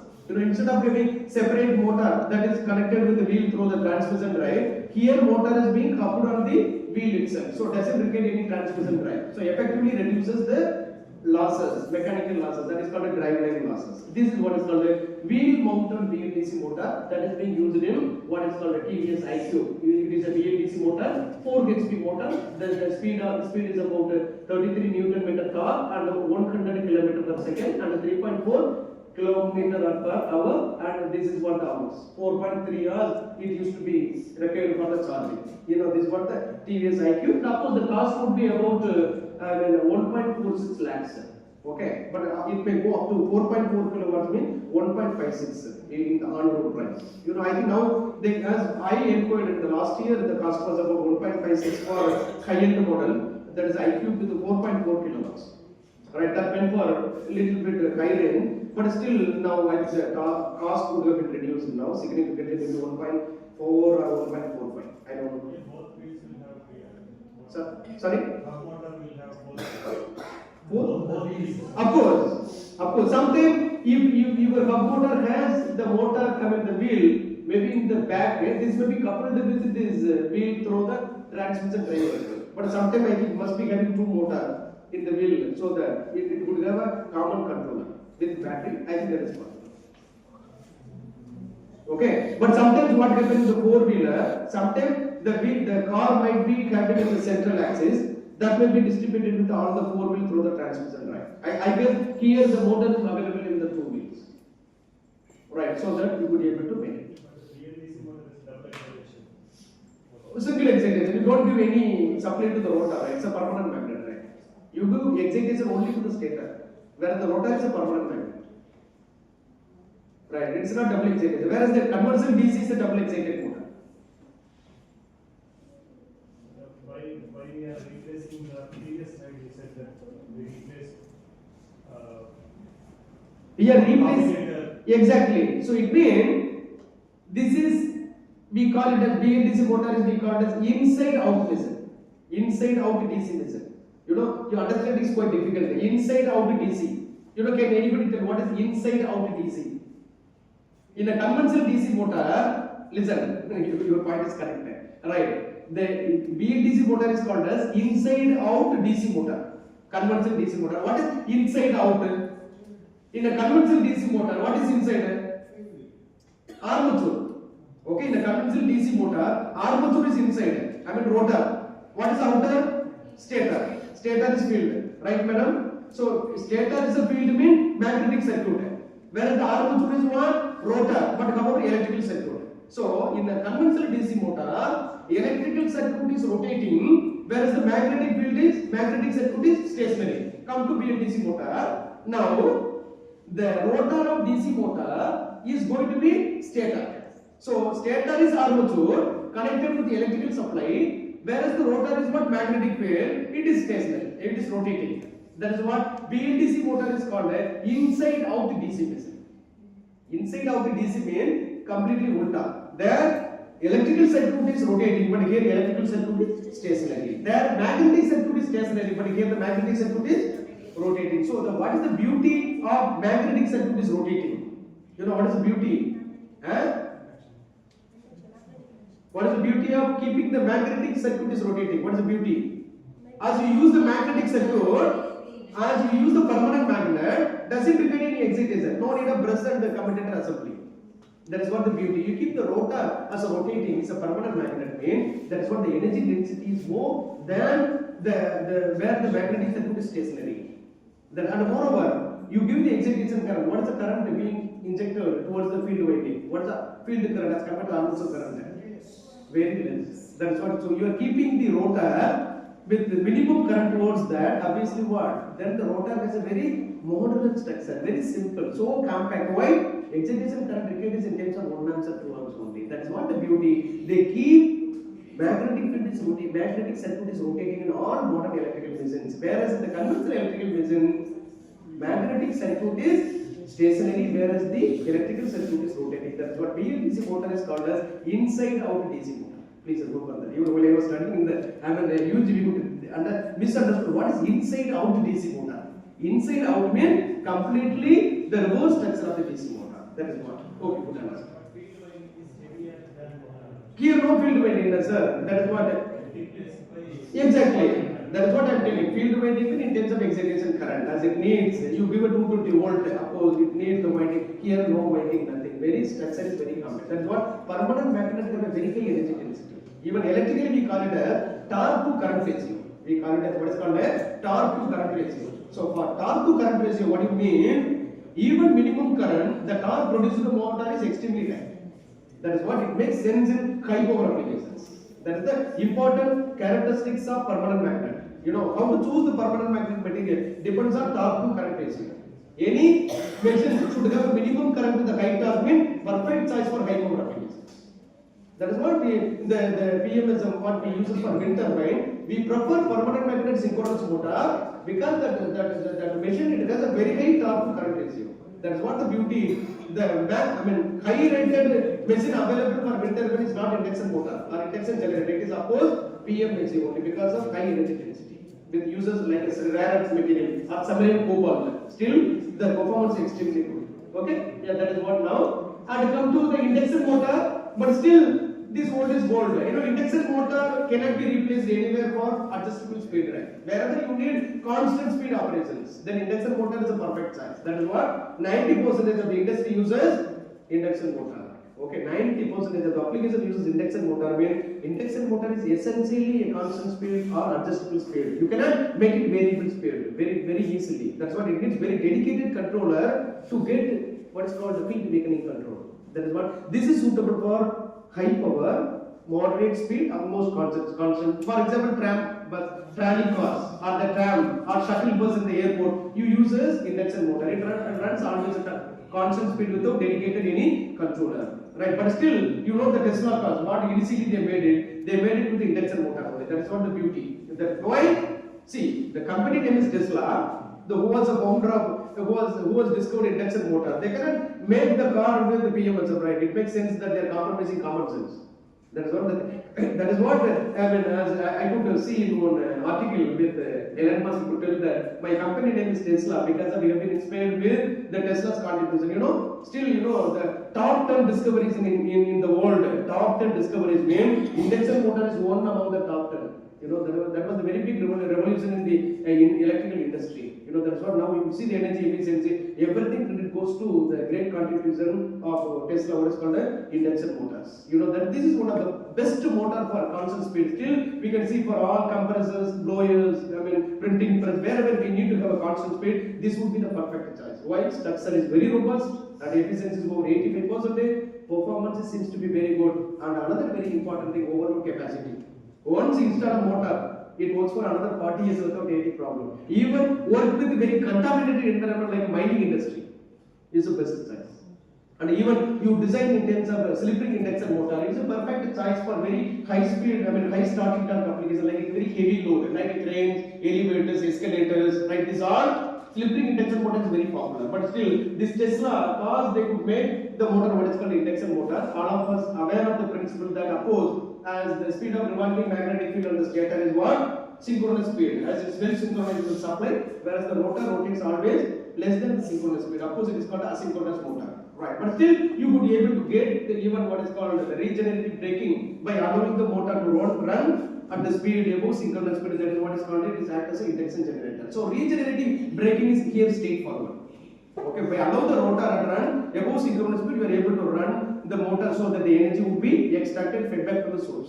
That is what is called a induction generator as well. So these are all the important things. And even you can design a motor with a high starting torque by using either wound rotor or wound conductor, deep power and a cage or deep double cage, so that you could be able to improve the starting torque as well. That is what for a very high starting torque, slip-ring induction motor is very popular. But for constant speed, which one is popular? Squirrel cage induction motor is very popular. Right. And this is what, for example, the Ford car at is 1990s they uses EVs with induction motor. See the current rating, and in the 3-phase water-cooled induction motor, 33 kilowatts motor produces the power of 42 HP. And what will be the current about 60 peak of current. Right. This is what the motor used in the Ford company. That is US-based company. Another one is switched reluctance motor. Here the torque produced because of variable reluctance in the air gap. Okay, so here as we produce the reluctance, the reluctance principle, that variable reluctance between the stator as well as rotor that produces the torque. This is what you can see that based on the position of the rotor with the reluctance, it could be able to produce the square wave excitation. This motor is, switched reluctance motor is very popular for three-wheelers, like what is called as auto. Auto mostly it uses switched reluctance motor. The performance is much for moderate power rating and the moderate speed. Auto never run at 150 km/h. It always go with the moderate speed, and still power rating is not very compact. Up to 20 kilowatt, you can go with what is called a switched reluctance motor. It's commercially available for the, I think, Tata autos. They have been introduced in the Kolkata, in the West Bengal. That is basically it uses switched reluctance motor. Okay, this is what converter with, it is what is called asymmetrical Hawkins converter. That makes sense in producing the trapezoidal, the variable reluctance that causes the torque. But however, this problem is here the excitation sometimes it may cause the torque ripple. That's a problem. So it produces infinite torque ripple because of converter switching. This may not be suitable for very high performance applications. Always the torque ripple presence. That's what it needs, kind of dedicated controller to minimize the torque, to make smooth acceleration and deceleration. We need advanced power electronics control, what is called a direct torque control, DAY-6. That is very essential to minimize the torque ripple. If not, when the vehicle is running at a very high speed, ultimately it produces huge acoustic noise. That is what, when you even naturally, IC engine, if it is auto, even it is going at a very more acoustic noise, even not only because of what is called diesel, it is also because of the nature of the vehicle. Why? The wheels are asymmetrical. If you see the car, it has a four-wheeler, it is a symmetrical structure. Whereas the auto means what? Back two wheels and front only one wheel. This is called asymmetrical structure. That naturally causes more acoustic noise. Right, that is what. And this is the switched reluctance motor merit. You can see the torque density in terms of output power for the different motors like DC motor, PMSM, induction motor, and switched reluctance motor. See, the output power is very high for which motor? If you prefer very high power output, it is which motor is more preferred? Induction motor. So induction motor is preferred for very high power. But you see the torque density, which one is more preferred? Which one is more preferred for high torque density? PMSM. That is what. So the very high power and high torque density we prefer PMSM, but the output power is moderate. But however, torque density is very high. But here induction motor preferred for high power, but what's the torque? Low torque. That is what induction motor is suitable only for light domestic wheel. That is what the like some Tesla car meant for very robust. For a sophisticated car, Tesla you can use that. But instead, with very high energy density, you can go with PMSM. And you can see induction motor has a high efficiency at intermediate speed, and SRM has a high efficiency at high speed. PMSM has a high efficiency at average. Okay, you can see both merits as well as demerit of switched reluctance. Now you can see the comparison in terms of all types of motor, either DC or what is called the PMSM or BLDC, induction motor, switched reluctance motor. In terms of efficiency, high speed, low maintenance, manufacturing cost, dynamic control simplicity, nature of application. You see that. If someone has the three red line, it seems to be light, it means what? It is very high in all senses, right? If it is a 2-star mean, high. 1-star mean, moderate. If no star mean, performance is very slow. This is the way you can compare, you could see how the comparison would be, right? And now coming to two-wheeler, of course, as for the bicycle, we use of course, the wheel-coupled motor with the power rating between 250 to 500 watts. I could recently visit Dubai. Then, the government of Dubai, UAE, they launched two-wheelers. Wherever you need to hire, just use your what is called we use the BIM or what is called the Google Pay, right? Similarly, use that and you scan the QR code and it will allow. It will draw 20 AE dinar. It means you are eligible to go for 2 to 3 kilometers. So there, the traffic, everything. Mostly they use a very high performance car. Sometimes you can take it. As I wanted to go to about 5 kilometers from here, just scan and pay the prepaid. Then you take the bicycle. Then you can go nicely at a very high speed. You can go in, just switch on motor, automatically will run. Sometimes you feel that sometimes in the traffic, sometimes instead of having energy efficiency with the motor, you can ride by yourself. That is called manually. So that is also, these vehicles are two-wheeler cycle is very popular in Dubai and UAE. Many cities they launched it. Even while I was with Nottingham, UK, we could see many of the cycle launched by the UK government. There is an electrical vehicle. I don't know how this may be practically possible here, but here there's a problem about reliability, right? Reliability is for security. That is a big problem. It may not be launched here, the people will steal and they will sell. That's not a problem, but the day comes, we never know. Okay, that is what. So this is also quite popular. And here it uses a BLDC motor. And this is for the this is what is called the sports bike. That is what it uses. Sometimes the rating may be 1 kilowatt to 5 kilowatt, and the several thousand RPM. This you can see that it uses chain as well as gear. Suppose air cooling is default for this. And another thing, this is for passenger car. Sometimes you may see the passenger car in terms of power as well as gear. Now you see for all passenger car, you can see the power rating increased up to 250 in 2010. Now almost it reached 500 kilowatts, right? You can see the number of EV models with the EV motors. For example, the motor is with the Fiat Fiat Conduct Electra. You see the series DC motor, these are all the data extracted from the previous ITP transaction. They published in early 2000s. So now no more this data is valid because now we are with what is called Tata Punch and Tata Nexon. So there we users mostly dominated with BMS motor, not like a DC series shunt motor. These are the old data, but mostly using the Tesla car. Mostly the Tesla and other few companies it uses even what Fiat car or Ford car it uses induction motor. Even General Motors EVA it uses induction motor. Now the Honda, Nissan and Toyota as well as what providing two cars it uses BMSM. This uses switched reluctance motor. You see even go with the BMSM motor for different applications like BMW or Chevrolet or Hyundai, Mitsubishi, Nissan Leaf or Tesla or the Toyota Cruise. You see what are the types of PMSM used, either surface mounted or interior permanent magnet. What would be the specification of the material? Mostly they use a rare earth magnetic material because that has very high energy density, particularly samarium cobalt. It's very popular for designing PMSM motors. Okay, now you can see the power. This is very important. What would be the power rating of each vehicle? Either in terms of two-wheeler, maybe the power rating between 180 to 500, motorcycle between 800 to 4 kilowatts, car, for example, hybrid car in terms of 5 to 30 or 40 to 80, bus power rating in terms of hundreds of kilowatt, and for railway traction, few hundred megawatts as well. And with the DC voltage above 500 volt. You know, this is the Audi car with the specification available here. And you can understand, for example, Nissan Leaf as it uses PMSM motor. So how the car would be? Battery capacity is 40 kilowatt hour. Range of the speed is 40 kilowatt hour, 150 watt hour by kilometer. Of course, 267.7 kilometers.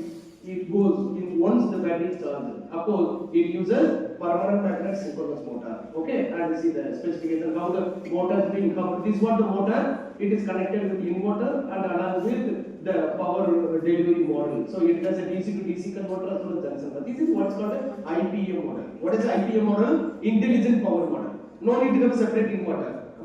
Inverter is being coupled with the induction motor or any electrical motor made with the complete pack. That is called IPM model. So this is completely IPM model that would be fitted inside the car, right? So that you are able to well connect with the wheels, right? That is what would be the, as suppose inverter is made up of IGBT, this three-phase two-level inverter, synchronous motor, DC to DC converter we use initially, and for high DC inverter, and this is sensor system.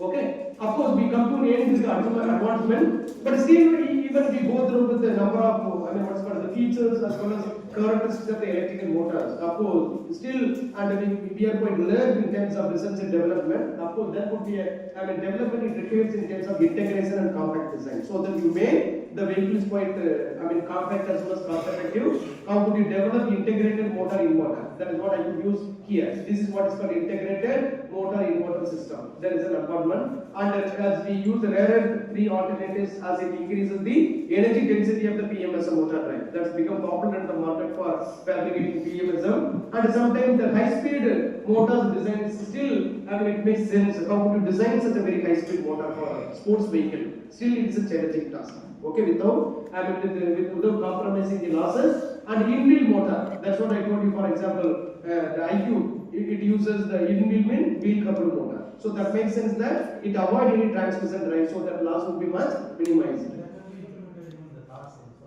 Yes, they can do it. They can do it. It's possible, but only problem is as the vehicle is 150 kilowatts. Alright, it produces 300 Newton meter. You may not have a single motor for each, right? Because the rating is very high, you cannot design such a very low compact, very compact motor inside the vehicle can be fitted. For example, 150 kilowatt PMSM cannot be fitted with a wheel, right? That's the problem. So it depends on the power rating. The power rating is low, you are able to make it. Power rating is very high, it is difficult to fit with the wheel, right? That is what it has a separate motor that can be connected with the transmission drive for each wheel. That is the one. That's even sometimes they use two motors. Front two wheel uses one motor and back two wheel uses another motor. That is called a rear motor. Right, and again, they enhance the material as nowadays for making the body of the car. Mostly we go with the compact, what is called the fiber material, so that it could reduce the size, weight of the motor or the car. But however, as the safety is concerned, sometimes the vehicle should not be lightweight as well. And sometimes you get an accident that the entire car will be collapsed. That may happen. But still, if the car is designed for a very high speed, it should have a lighter in weight. Then only it would be able to run at a very high speed like 250 km/h. That is also how would you design. And of course, the control is required in terms of connecting the entire parameters of the battery, inverters and the motor, and keep in mind that the electrical motor is very complex in nature, electrically, thermally and magnetically.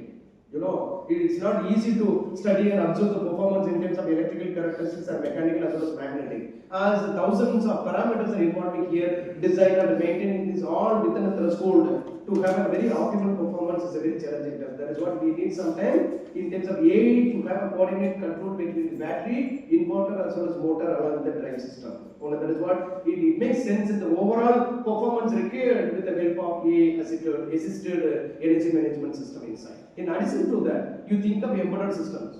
You know how many embedded systems are inside the electric vehicle? How many embedded systems? Can anybody tell? At least 50 embedded systems inside. Okay, at least 50 embedded systems. You could imagine that how would you coordinate, how would you sense all parameters through the sensors? That is what it required kind of proper coordination between all the systems as we need artificial intelligence. So there is a way that trend is going towards to improve the performance or optimizing the performance under driving condition using artificial intelligence as well. So with this, let me conclude the session. So hope you could understand the fundamental characteristics of the electrical motor, how that can be chosen for a typical electrical vehicle, either in case of two-wheeler or three-wheeler or four-wheeler, even passenger buses, even traction as well. Hope you could understand the things. Okay. So if you have any doubt, and please let me know. Yes, 12:30. Yes, almost 3 years, and I will complete by 12:30. 6 hours. Sorry? At least 6 hours content given in 3 hours. Yes, this can be covered even 1 hour as well. So we used to deliver an online lecture with the same topic for 1 hour, 1.5 hours as well. But sometimes it depends on the level of audience and the interaction. That makes sense. Right. So if you are a passive listener, this would have been completed in 1 hour or 1.5 hours as well. Right. As you could feel, if you are interactive, so that you could learn many things. So never feel the old is gold. That's what I told you that the trend is going toward old present new product. Old present new product. Never compromise the funda. So if you are lack of fundamental, if you don't know funda, you will never sustain any of the field. That is what the funda is the core of science. That is what is called physics. Okay? Don't compromise physics of the science. You cannot be a master in engineering. Okay? By compromising science, you cannot be a master in engineering. That is what the core companies in the electrical they require very hardcore electrical engineering student who is good in the concept of the fundamental, talking about electrical machines, electromagnetic field, or maybe understanding the theory of electromagnetics or the semiconductor devices, right? Once you are good in fundamental, of course you do what can be done at the innovation level in terms of any other advanced field, right? That is why many times we compromise fundamental, but have a lack of fundamental, you would unable to succeed in the core companies. Now thousands of companies require the hardcore electrical engineering student to to do some kind of activities in the EV industry. But of course, as an undergraduate student or if you teach, please tell them to learn the fundamental. Fundamental never be compromised at any cost. That is what now slowly as we are trying to go back to understanding all the fundamentals. We are started in learning about the electrical fields. Now every institute they started with a very fascinated course with the title what is called the automotive engineering or electrical vehicle technology. Of course, the backbone is what? Electrical machines, what we studied in 3rd and 4th semester. They are offering as a separate program, 2 years master's program, what is called the EV technologies by even many of the institute like the AICTE and SRM they started. That is what these all makes sense in the form of businesses. So now they started to have more businesses with the terms of students attracting as the company need more EV students and EV students as well. That is what. So please try to learn the fundamental. Never be fundamental, never be compromised at any cost.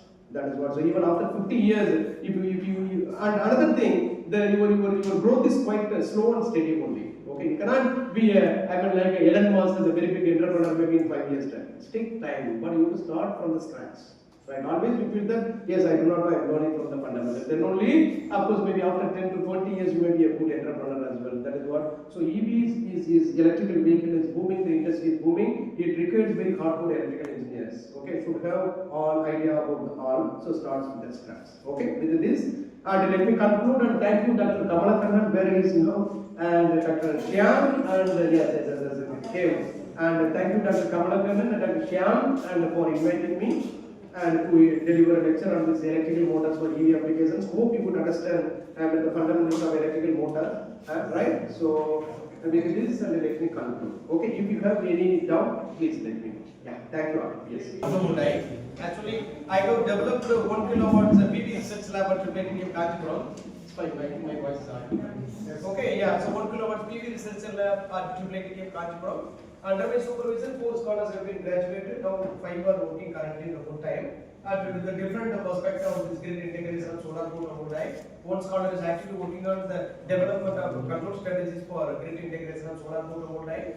Another scholar is working on the investigation, the stability of the inverter phase, inverter interface wind power generation, solar photovoltaic. And another scholar is working on the development of grid forming inverter topology. Another scholar is working on the synchronous inverter for renewable energy integration. This all make sense in that how would you integrate solar photovoltaic to utility grid. And all of us know that the solar photovoltaic is a variable power generation system. All of us know that it's an intermittent energy. This cannot be directly connected to the grid. As a grid is an AC component, whereas the solar photovoltaic is a source of DC power, right? So the variable DC power cannot be injecting power into constant AC power utility grid. Invariably, we require power electronics converter, so that you are able to integrate DC power, variable DC solar photovoltaic with constant AC utility grid. That is what my work are mostly on the development of control strategies for grid integration of solar photovoltaic. And this is all not required. So you can understand that solar photovoltaic is very emerging technology. I will come to the, this is what the solar photovoltaic array that is being connected with the utility grid via this power electronics converter. So this power electronics converter, it makes sense in integrating solar photovoltaic with the utility grid. Of course, how could you develop the controller for this inverter so that you are able to integrate solar photovoltaic with the utility grid? So our intention is to develop a controller for proper integration of solar photovoltaic with the utility grid. Right. So the control requirements of the inverter, we call it as what is called a grid connection requirement, what is called a grid code requirement. You know, that include control of active and reactive power injection into the utility grid, and good grid synchronization, and sinusoidal current injection, and excellent transient response. So these are all the grid connection requirement while integrating solar photovoltaic with the utility grid. Right. So with this motivation, as in order to meet the grid connection requirement, we have investigated and we are investigating a number of controllers on this particular inverter. This inverter basically interacts with the utility grid. That is what this is called a grid interactive power controller. So this always interacts with utility grid, and it also interfaces solar photovoltaic with utility grid. So with this number of control algorithm we have developed, and this is what the schematic diagram of our study, as it has a solar photovoltaic array that is connected with the DC to DC converter, that is called a boost converter. Then the boosted output is being given to 3-phase voltage source inverter. Then 3-phase voltage source inverter output is being given to a 3-phase grid via interfacing inductor. Right. And here we have connected the ripple filter to filter out unwanted ripple in the inverter output. Here we have connected a non-linear load, basically EV charging module. So EV charging means what? The battery of the vehicle. Of course, it's a DC. So we use AC to DC rectifier followed by DC to DC converter, so that the constant DC voltage being given to the battery of the vehicle so that it gets charges. So whenever the vehicle is being connected with the grid via VCC, then ultimately this non-linear load highly interact with the utility grid so that it will try to distort your supply current or grid current waveform. That is what there could be a problem of power quality. And also, whenever the demand increases, of course, it has to properly supply power to the grid. So now there is a interaction between three components. One is what? Load. Second is what? Grid. And the third is what? Solar photovoltaic. Now, how would you make the control algorithm between solar photovoltaic and utility grid along with what is called a non-linear load? So how the interaction? So this interaction is possible by implementing a proper controller on this inverter. So here we have developed the controller. Yes, and these are the fundamental of the converter that may have been cleared. And you can see here, this was the system, 3-phase grid along with the inverter and solar photovoltaic and the power flows in this direction. Here we sense load current and the grid current. through the current and voltage sensor that is being given to the what is called the driver circuit. So the based on the control algorithm we developed here using D-space 1104 DSP, you are able to generate PWM pulses so that you are able to integrate solar photovoltaic with utility grid. Right. These are all control algorithm may not be required because we are going to exhaust and we will come. Yeah, this is what the laboratory setup we have made it here in our institute. This is what the PV emulator has been used. This is being connected. This is being coupled with the DC supply here. That DC supply is being given to boost converter. Boost converter output is given to the inverter. Then the inverter output is being connected to the virtual grid has been used in the three-phase auto transformer. Then the output is being given to three-phase non-linear rectifier load via interfacing reactor as well as the inductive load. Right. And here, as we could use this virtually programmable AC source as a variable load, so that you could be able to develop a different control algorithm for different grid abnormalities. For example, variable voltage, variable frequency, harmonic injection, voltage sand, voltage well. For all power quality problem, you are able to develop control algorithm. That we have done. And of course, this is the programmable AC source. Its cost is about 25 lakhs. And this the emulator is about 2 lakhs. And inverter converts this bigger fabricated completely it's about 5 lakhs. And it has a DSO, it is advanced DSO is about 7 lakhs. And this is what is called the power quality analyzer 2D, it's again about 7 lakhs. Ultimately, this entire setup is being set up for the cost of almost 90 lakhs, 90. So that we could develop this lab. Our scholars are working with both simulation as well as hardware validation. Yes, actually, here the control algorithm is being implemented with the help of D-space. Okay, instead of using D-space, we use DSP, we use DSO, or what is called D-space. You can see the work what we have published in IEEE. These are all number of algorithms we have developed and we worked we published in number of papers. This was the work we published in IEEE Transaction Industrial Application. This was the work we published in International Journal of Circuit Theory Application, John Wiley. And this was the work in industrial applications. And these are the hardware results for different abnormality, change in load and change in irradiance. And this was the work we published recently in IEEE Transactions and Consumer Electronics. That is February 2025 issue we published. Right, this was the paper. This was my scholar. He has been graduated recently. Now he is working in one of the EV company as a design engineer, and he developed and he published about 5 IEEE tracks. 5 journal, including 2 IEEE transactions. This one algorithm he has developed to improve the dynamic response, and the contributions are available here. And this is the how to regulate a DC voltage. This algorithm. And you can see how beautifully we could extract the hardware result for different power abnormalities. Okay, this is what we have done for decremental load as well as incremental load. So how throughout you are able to maintain the DC voltage constant with the minimum DHT.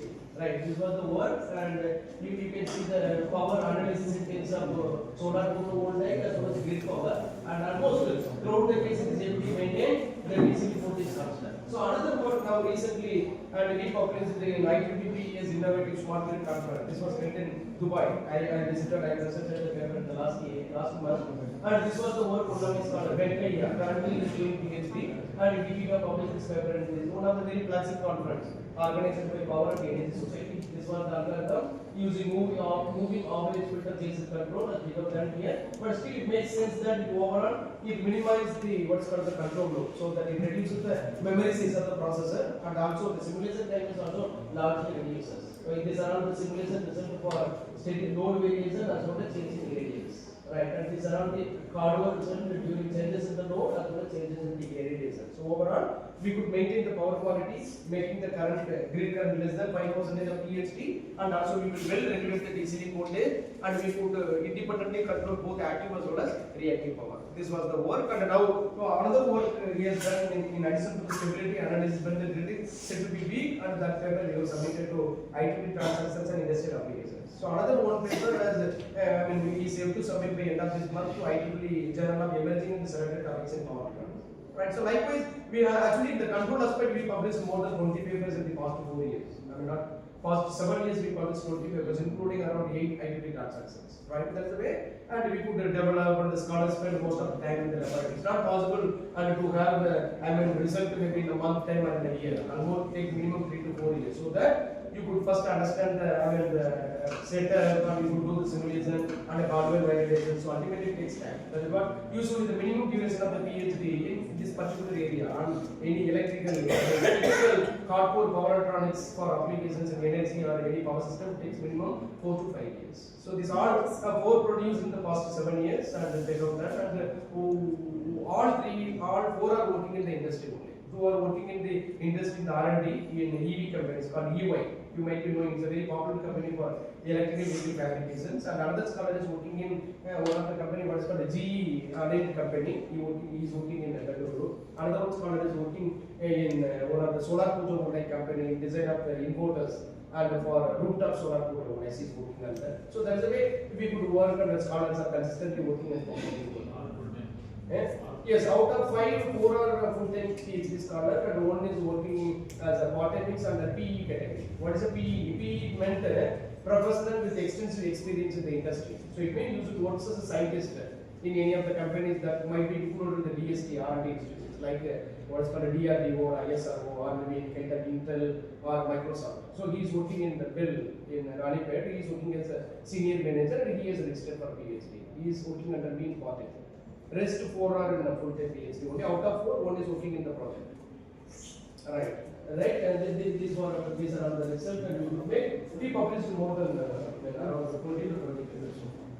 Okay, maybe you go through my profile, you can see the list of papers relevant to this solar photovoltaic. You download and read an article and try to simulate it. If you don't get the result properly, what you face the difficulty in the simulation, you may approach me so that our scholar and myself will clarify, so that you will try to start. Always, when you are going to do the research, even as a part of your MTech or BTech project or maybe PhD, always first you try to get one good quality research paper, try to reproduce the result of the paper. Then only you are able to understand what the authors have done. The one research paper may not be possible in a 6 months time or in 1 year time. There is a part of his PhD, he might have spent 3 years or 4 years. So in the 4 years, the outcome is a single IEEE transaction paper. You cannot do the simulation understanding in 1 month or 2 months. You need some extraordinary skill. It's not possible. That is what, so if you work consistently, understand and try to simulate and get the result, it may take at least 6 months to understand that. Then after you find what's the pros and cons of the control or anything that proposed by the author in the paper, then try to improve. What would be the key weakness or the limitations of the paper? That you take one problem, that is your research problem, so that you could do further. Then you could publish a quality paper. That's okay. Yeah. Thank you.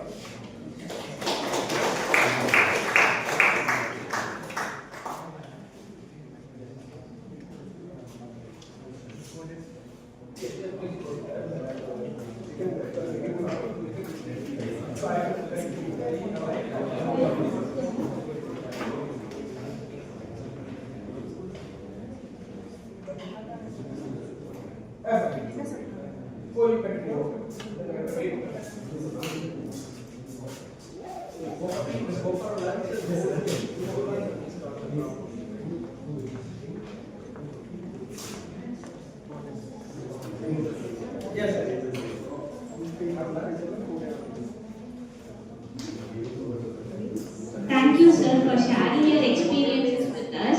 Now, the participants are given with the article summary paper. You shall write your summaries based on the articles discussed.